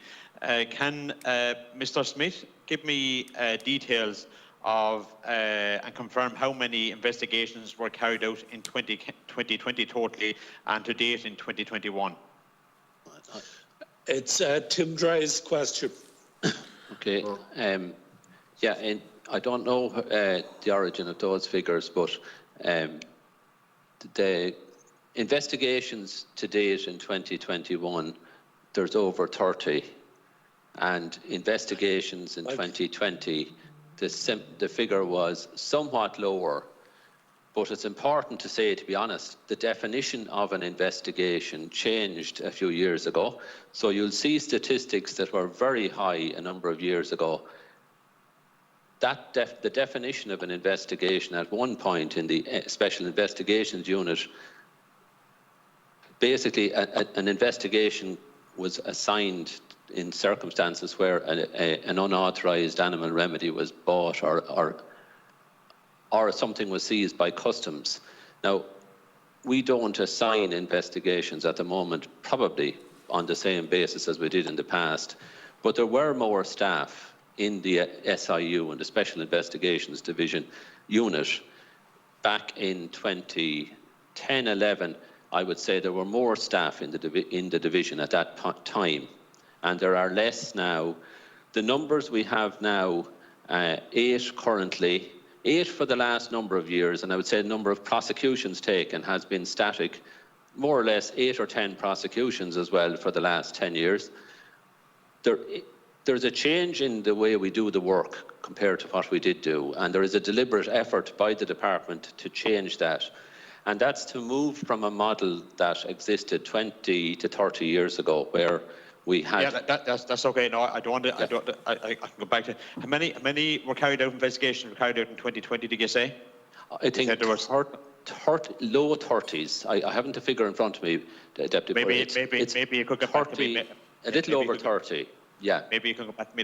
But I would think that the horse population in Ireland has very much increased over the years, and you say there's less people in this investigations unit. It doesn't make sense to me.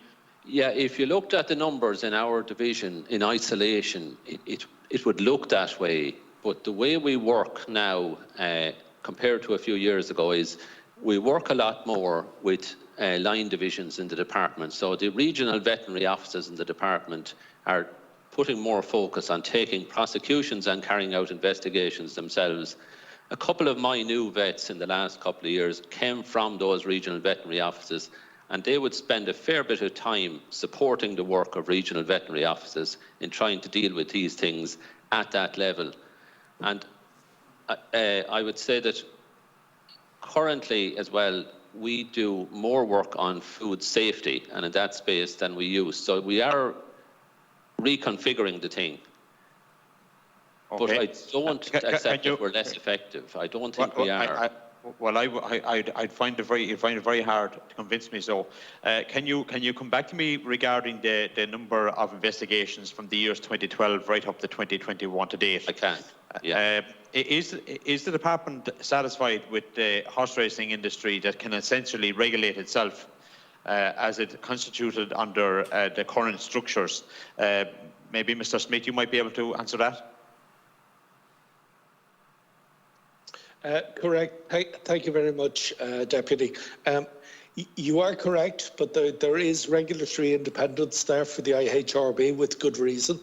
As I stated before, there are difficulties, I know, with your view, makeup of the committee, lack of independent members, lack of gender balance, which is a problem. But with regard to the actual independence of the IHRB, it is guaranteed by statute. And tell me, has the independence of this board and the gender balance of this board only come to light now since we've raised this issue? They appoint the member of the committee, but you're absolutely right. No, I'm asking you, have you shared concerns about the independence of the board and the gender on the board? Or have you only raised these concerns with us now because you're appearing before the committee? Have you raised it with the IHRB previously? It wouldn't be appropriate for me to raise it with the IHRB. It's what you're telling me is what I'm reflecting. So you represent, well, you oversee, as on behalf of the taxpayer, you're being paid by the taxpayer to oversee the goings on in HRI and IHRB, and you haven't said to them about the independence of the board or their gender on their board either. Am I right in saying that? That would be correct, but I would remind you there's strong governance code with regard to HRI. It's different for IHRB, but with regard to HRI, there's very strong. It is a semi-state body that is fully accountable to the minister. Yes. Well, under what regulation? You said earlier, I missed it, that they don't have to publish the salaries. It's the 2016 Code of Governance provisions, and it's Article 1, or subsection 1(4). It applies to all non-commercial state bodies. Right. Okay. And tell me, have you ever thought it, over your time, they are receiving over €9 million of taxpayers' money, that they should publish the salaries of the staff within the IHRB? You said that there are a commercial sensitivity, but who are they comparing themselves commercially to? Well, the issue here is, there's two sides to this. There's no actual right answer. You're absolutely right. It is taxpayers' money, and we have to look after taxpayers' money and be accountable. But at the same time, there's commercial sensitivities, there's GDP or issues, and they have the right, with permission, to report in bands in terms of what the employees receive. What we're looking at here is limited transparency. I accept that. But who are they measuring themselves against when you say commercial sensitivities? Well, I can't answer that, Deputy. That commercial sensitivity applies across the board. That's the basis on which permission is given for the limited reporting mechanism. Well, my thing of a commercial sensitivity would be if you had similar companies who didn't want to publish their salaries because of they didn't want to know what their competitors are. But I'm not sure who the IHRB competitors are when it comes to commercial sensitivities. Yeah, that's a fairly moot point. There's no doubt if you were aware exactly what somebody else in another company was being paid, offering them 10 or 20,000 extra would be an easy way to get them. With regard to that, the commercial sensitivity provision is a general one that's there for non-commercial state bodies. Okay. Mr. Sheahan, you said earlier that we have the Rolls-Royce model when it comes in the world, and we're renowned right across the world when it comes to cattle movements and everything like that. Where do we compare ourselves when it comes to horse movements and compared to what, I don't want to compare horses and race horses to cattle, but of their movements, of their passports, of everything like that, where do we compare to the rest of the world when it comes to horses? Well, I suppose, without a doubt, as I said earlier, the traceability system in horses in Ireland is nowhere near as good as the cattle system. As I said, it has come a long way from when they started out back in, I think, about 2007. They started on this sort of journey to improve the traceability, but it still has a long way to go. It's pretty much, I suppose, I'm most familiar with the British system, so it's broadly similar in terms of standard to what the British system is. It's broadly similar to the French system. It's arguably not as good as, from what I know of, the Hong Kong system. But again, that's, Hong Kong is a very different operation. You don't have trainers dispersed all over the country, and you don't have the level of movements.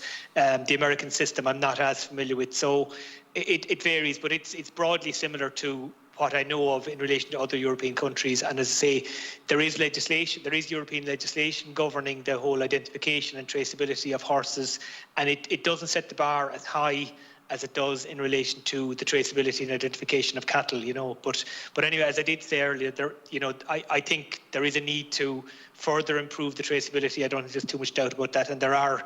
They've been on a journey in that direction, and there are moves, as I said, in terms of the fences and whatever that will be taking place. So there's a way to go. To paraphrase someone, a lot done, more to do. Would I be right in saying that? Yeah, absolutely, yeah. I couldn't argue with that. I'm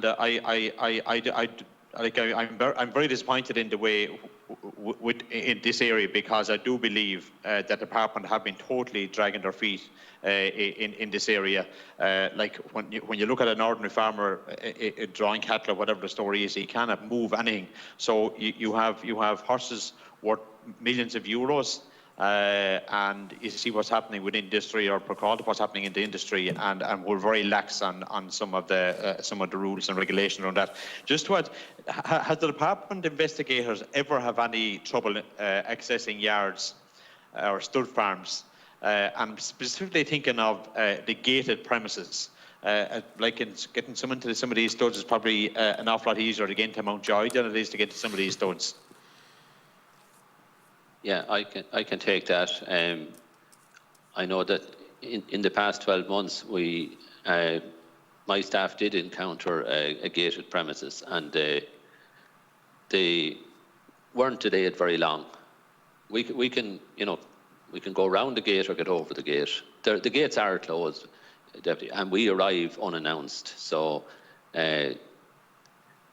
the practicalities of that are, we do look, as you mentioned, about the long hours in the past. There's an element of that still. It's part of the job. So when teams from our division go out or go with IHRB now, we go with no notice quite often, and we're clued into the fact that we have to get in quickly. Yeah. And why do you not go on your own, that you have to bring IHRB with you? We don't bring them with us normally, but since IHRB's officers are authorised, they're new at the role of authorised officer themselves, and part of the commitment we gave them is that our staff accompany them and work with them so that they can get up to speed on aspects of the job like searching and seizing products. We intend that the authorised officers from IHRB will serve as extra authorised officers for the Minister, and that this will give us more scope to be on more premises and to have a better chance of finding product. And we often have to find product before we can take go down the legal route. Okay, I know Ms. Morrison, so I have one further question for Mr. Smith. And Mr. Smith, I want to ask you, have you or any of your staff in that section of the Department of Agriculture ever received any hospitality from the HRI, the IHRB, or any horse trainers? The answer to that is no, Deputy. I think I once got a couple of tickets for Leopardstown, but that's about it. But you can absolutely assure me here today that no hospitality was received from the HRI, IHRB, or horse trainers for that matter? Correct. That's okay. Thank you very much. No hospitality whatsoever. Okay. Thank you very much, Chairman. I'll let the other speakers come in. But, Chairman, I think it would be very important that we return to last night's programme at a further, maybe in September, October, when we get a chance to reconvene. Yeah, I agree fully, Deputy Cahill. Deputy Fitzmaurice. Okay, thanks, Chairman. At long last to get in. First of all, thank the witnesses. I want to concur with Deputy Cahill that I think we need to go back to last night's programme. I'm not going down there at the road at the moment. First of all, let me go back to the previous questions that Paul or Deputy Cahill was on in relation to authorised officers. First of all, am I correct in saying that the department handled all this years ago and there was a change in that it was basically put out to HRI? Is that correct? Well, IHRB is IHRB, that? Yeah. Sorry. So IHRB will say enforce the rules of racing, and they weren't authorised officers until recently. That recommendation arose from, I understand it's an anti-doping report back in 2016, I believe, and one of the recommendations there was that the IHRB staff would have the powers to search and seize, basically. Are they are they direct employees of IHRB? Yes. They are. Well, that's my understanding. Yes. Yeah, because I'll tell you, I would query authorised officers. I'd have seen them at the national parks and all the different state IFI and all that, and yeah, that's correct.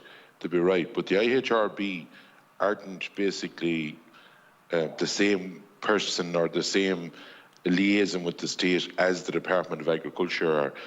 And second of all, when they go to a place, have they a warrant going to that place with them in their pocket straight away, or do they have to go if they're refused access for a warrant? No, if they have, basically now, an authorised officer has the power of entry onto a premises. Not correct, not correct. Onto a premises. There is legislation. There is legislation, and I've gone through this fairly well now before on a different thing in Boggs. And yes, if they're refused entry, they can get a warrant from a judge. Am I correct in that? Yes, if you're refused, correct, yes. But they have powers of entry, we'll say, and it is an offence to prohibit them from entering. So there's an offence in the legislation on the vet meds around obstruction of an authorised officer. So somebody refusing entry would be putting themselves in the position where they could be charged with obstruction. Can they go, not the department, but the other authorised officers, can they go and get a warrant, or is it a Department of Agriculture official that has to get it? No, an authorised officer in IHRB has exactly the same powers as an authorised officer in the department. So they're authorised under the legislation to use the powers. The warrant is a search warrant, I think you're referring to, is it? It's a warrant to enter a dwelling. Yeah, that's for entering a dwelling. Well, no, it's actually entering property, because I'd have seen it before in Boggs. Right, I'm going to move on because my time is very limited. Mr. Smith, several members spoke about taxpayers' money. The one thing I think we need to get into our head here is that everyone here supports the horse racing industry, but the one thing we don't want is bad, basically bad stuff going out about it, and it needs to be investigated. You stated earlier on that the HRI and HRI and all of them, they're basically runs the whole show. Is it not a case that ye wrote the legislation, that it's the Department of Agriculture that writes the legislation? Obviously they have and that it comes into us as TDs, and that at any stage, if ye want, in your department, ye can do a new SI, or that you can do new legislation to change the format of whatever we want? That's a very open question, Deputy. What exactly is it that you want? Well, what I'm saying to you, you stated earlier on, if we've concerns as TDs, or if you've concerns about, we'll say, the setup of these these groups, if you've concerns, or I have concerns about wages not being discussed and are out there, like, bear in mind that if a farmer gets 3,000 or 4,000 from the EU, or 10,000 or whatever they get, it's there for everyone to look at, no matter, regardless of what data protection is. And what I am saying is, isn't the opportunity there to change any legislation that's required to make if we think that it's not transparent, that you and your department, it's every department that writes the legislation for each minister, and that if the willingness is there in a minister and in that department, that you can say that 50% of the board or 70% of the board has to be of one sex or the other. You can state that the wages have to be transparent. You can put in whatever preconditions you want through legislation if it's taxpayers' money that's going in. Am I correct in that? No, I don't believe you're correct on either. First, if we dictate what the makeup of the board is, we will fundamentally take away the independence of the HRB. Now, if that's the decision of government to change the policy with regard to HRB, fine. But we would not unilaterally do that. They are independent and it's guaranteed. The second, the disclosure of the remuneration of people. It's a wider issue than the Department of Agriculture and their state-sponsored bodies. If we're going to change the law, we'd have to change it for all departments. Yeah, but we can change it. It's legislation. Correct. You are correct at that point. Okay, well, so that's open to all TDs to discuss now. If they want to change that, they can bring a bill in or whatever. Is that fair to say? That is correct, but you'd be changing it for all departments and all state bodies. That's okay.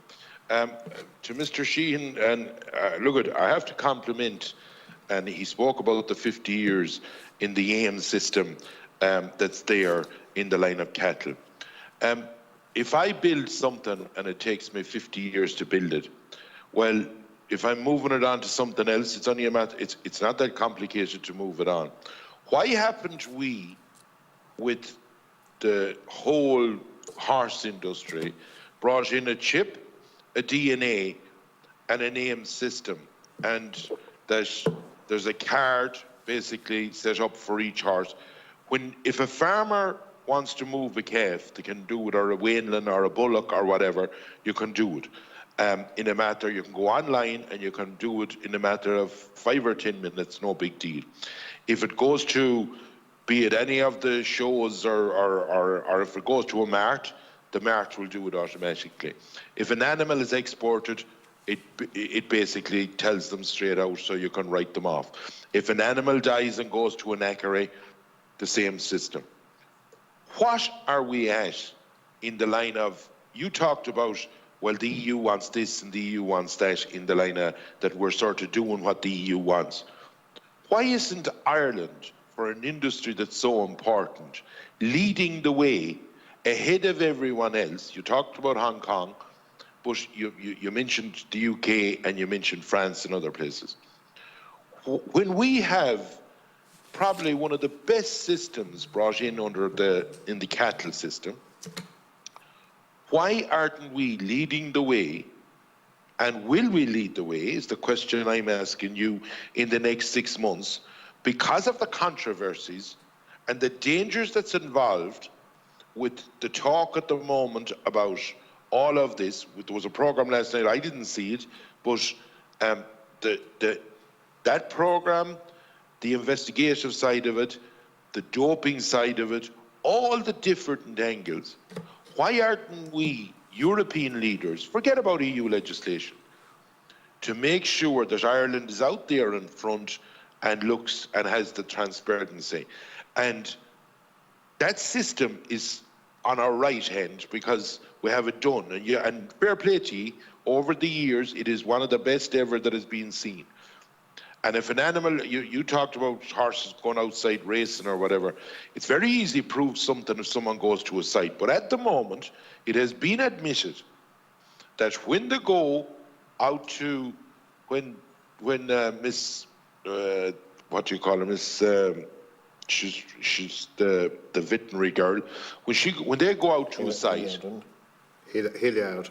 When they go out to a site, they don't know for definite how many horses on that. Now, you tell me that you can go to any farm around the country and you have a list of everything that they have in cattle, calves, sheep, whatever, you can get it there. But you haven't in an industry that's being questioned at the moment. Wouldn't the first move by a department be to say, well, within 6 months, we're going to have this foolproof system in, and we will be able to say where every horse is. And to be quite frank about it, over a 6-month period, you talked about other types of horses. If everyone is told, everyone has an equine number if you have a horse, right? At least, or you have a herd number, but equine number generally.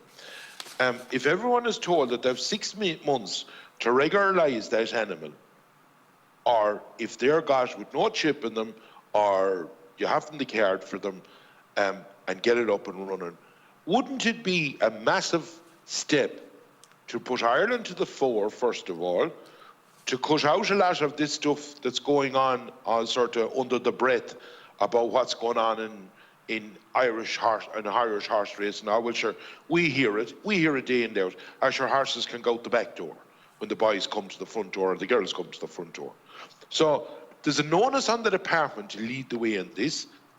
And it's not that we have 2 million cattle or horses born every year like we have cattle born, and we're able to fly through the cattle situation. And I am asking you, will ye give a commitment that within the next 6 months that this system will change, that will be foolproof, that you'll have a DNA sample? Because my understanding, registering a horse at the moment is pretty expensive. I know what DNAs cost, but that we'll have a DNA sample, we'll have a chip in them, and that we'll have the card like the AIM, on the AIM system, that is a foolproof system. Can you give us that commitment here today to, for once and for all, tidy up this whole horse industry? Mr. Smith? Yeah. Well, I might answer that, Chairman, if that's okay, or answer most of it anyway. So, Deputy Fitzmaurice, I don't disagree with most of what you said there. I suppose it's probably important to say that it won't be a huge, an awful lot of the building blocks are already in place. You talked about DNA sampling. I mean, that's already part of the process, which, when you're registering in a stud book, as you well know, the microchip is already part of the system. The passport, or now smart card in the case of Weatherby's, is part of the system. We already do have a central database. As I say, it is part of our AIM system. It's not as sophisticated as the cattle one, but it is there. So an awful lot of the building blocks are already there. So it wouldn't be, as you say, or as I said earlier, it took us a long time to get to where we are with cattle, but we've gradually improved it.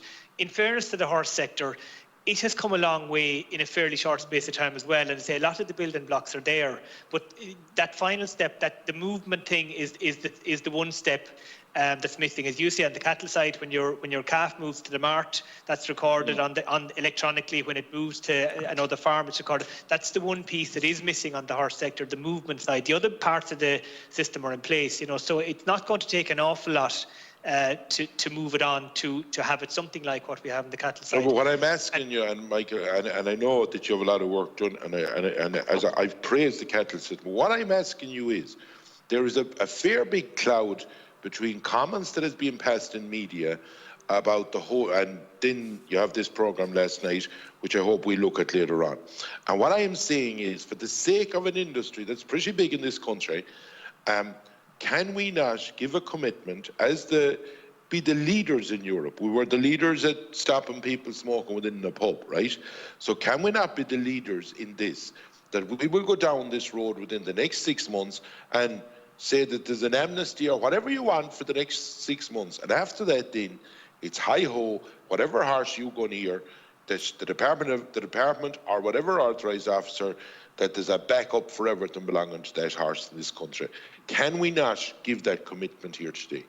Yeah, well, as I said, one of the final pieces in that jigsaw is, the census, as I mentioned earlier, that we're proposing to do, or we will do, before the end of the year. So I think that'll be maybe the final step on the journey. And where I can't personally give a commitment, but I'd say there's no doubt with the mood of this committee, and I suppose just the bit of soul searching that the industry will be doing.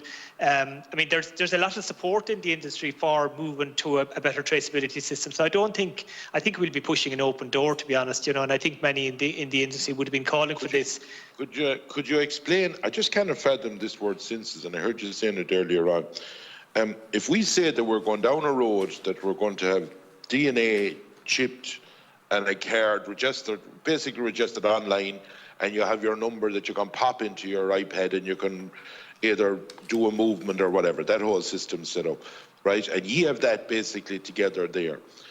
What are we doing censuses for? Why don't we just say the 6 months or there's 8 months, even if it's 8 months, and we say there's a window of opportunity here, we want everything registered, and then after that's got, it's hi-ho to it, it's going to an acre. Yeah, as I said, I don't think the problem so much is that horses aren't registered. I mean, we talked earlier about what percentage of horses are not microchipped or whatever. I mean, that's not the problem. Certainly in the thoroughbred sector, there's no question that they're not all registered and microchipped and passported and all the rest. What's missing is the movement system. You know, it's the fact that when they move from farm to farm or whatever, while there's an onus on the trainer or the farmer or whatever to keep a record, there isn't an electronic record of it kept. So that's where the system falls down. So there are plans to try and address that, you know, though I can't personally give you a commitment that's going to happen within 6 months, but I think that's the journey we're on. There's no question.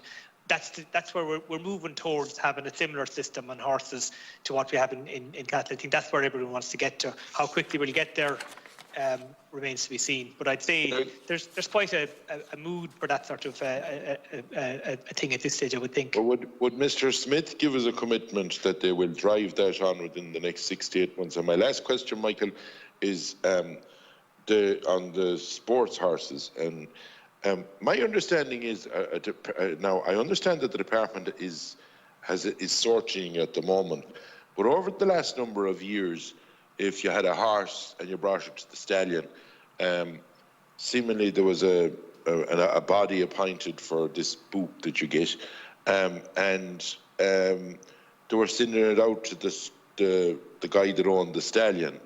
Why would that be? Why would that be allowed? And into the person that owns the foal that should get the book. And the department, my understanding, is aware of it, sorting it at the moment. Isn't that an unusual situation? Yeah. From what I know of this, certainly in the past, I think it would have been not uncommon for the passport to be sent out to the stallion owner, and I'm only guessing that it was probably to do with there was a sense at one stage if whoever owned the book, the passport, owned the horse or had some hold over the horse. So I can only guess that some years ago that was a practice in relation to you know, getting paid for your covering fee or something like that. But to the best of my knowledge, that doesn't happen now. So the system now, the legal system, is that it's the keeper of the horse that has to get the passport. So I'm aware we had one complaint, you know, earlier in the year, one single complaint in relation to a case where it was alleged that the passport wasn't sent to the keeper, and I think we looked at that, and I don't think there was anything in it. But if you're aware of cases where that's happening, that the passport isn't being sent to the keeper, that's certainly something we can look at. But to the best of my knowledge, that doesn't happen now. You know, the passport issuing bodies are clear that the person that they have to send it to is the keeper of the horse. Is there a direction sent in the last 6 months to the passport issuing bodies that you'd have approved or whatever to make sure and send it to the keeper? Yeah. I'm not sure if there's been a direction sent in the last 6 months, but in the one case where we were asked about and we checked it out, it wasn't the case that you know. So the only case that I'm aware of where the passport is sent, other than the keeper, is where the owner of the horse has specifically written to the passport body and said and given them permission to send it somewhere else. You know, so in a limited number of cases, if they get something in writing. But other than that, I'm not aware of cases. But if there's a particular case you're aware of, we can certainly look at it. But it's supposed to go to the keeper. That's what's supposed to happen. And for thanks, Michael. And in fairness, on the cattle side of it and all of that, the veterinary side of it is very good. I must compliment you. But Mr. Smith, in the line of what I've said already about the traceability of these horses, are you prepared to drive this on with the rest of your team to make sure that this is delivered fairly rapid in the next 6 to 8 months? Because my understanding is that everything I've researched on it and talking to people, that basically we have the model there, we have the whole lot there. It's all we have to do is sort of move it across the table and get up and running with it for the horses side of it, for the traceability, but also for all the other advantages like we have in the cattle. Deputy Fitzmaurice, I don't mean to give a cop-out of an answer, and I've tried to be as candid with my answers as I can today. I'm not responsible for the ID area. ID and welfare are not my area of expertise, so I can't give you such an assurance. Okay. And who is responsible? Is it the minister? Oh, I know no, Mike- there Mike is an assistant secretary in charge of that area, and obviously Michael. Well, Chairman, can we write that as assistant secretary? We'll be having a private meeting in the morning and to discuss the outcome of these 3 meetings, and we'll be making various recommendations. And I'm sure traceability in the horse industry will be definitely one of them. So we'll be having that in the morning, Deputy Fitzmaurice. So, you know, we've had our 3 meetings now, and I think we'll have to sit down as a committee and see what recommendations we want to make and what observations we've had as a result of those 3 meetings. I would like to thank the officials from the Department of Agriculture, Food and Marine for engaging with us today. And obviously, you know, the Panorama programme influenced the meeting this morning, and I suppose it wasn't on the agenda, but there has been serious questions raised in that Panorama programme last night. That's something that we as a committee will be revisiting as quickly as possible. And, you know, the witnesses said earlier in the day that we have 2 abattoirs in this country, and, you know, how many horses are euthanised there. You know, there's various questions asked, but I think I keep going back to this. The fact that a horse with a microchip appeared in Swindon with a horse that had been euthanised 6 years beforehand really questions the authenticity of microchipping. And, you know, obviously the department will investigate into that. But in the Panorama programme last night, they said there was numerous cases of horses with 2 microchips appearing in their abattoir. Have we any instance of that in Ireland here, horses appearing in the abattoir with 2 microchips? Or is there going to be correspondence now with Swindon and the department to get further information from that abattoir in Swindon and from the officials over there about what's the incidence of horses appearing with 2 microchips and how many of those have been Irish horses? I'm not going to go back to you for answers today, but look, there's a lot of questions about last night's programme. It definitely didn't do the reputation of horse racing any good. But as I said, and I said previously, it's not all thoroughbreds that's going into that abattoir. And again, I'd like to know the figures, how many are thoroughbreds. There's a lot of other horses going in there as well. But horse welfare is universal. It's not just confined to thoroughbreds. And any horse being mistreated is completely and utterly unacceptable. And there was cases last night in that footage where we saw, and as Senator Daly said previously in the meeting, you know, you'd be at harm to be a horse owner and see the way horses were being treated in that abattoir. So it raised questions, and we will be returning to that programme, and we'll be coming back to the department to get answers as to how Ireland operates euthanasia in this country. And unfortunately, when a horse does have a serious injury or has a certain ailments, euthanasia is the most humane way to treat that animal, but it has to be under veterinary control and in a very supervised manner.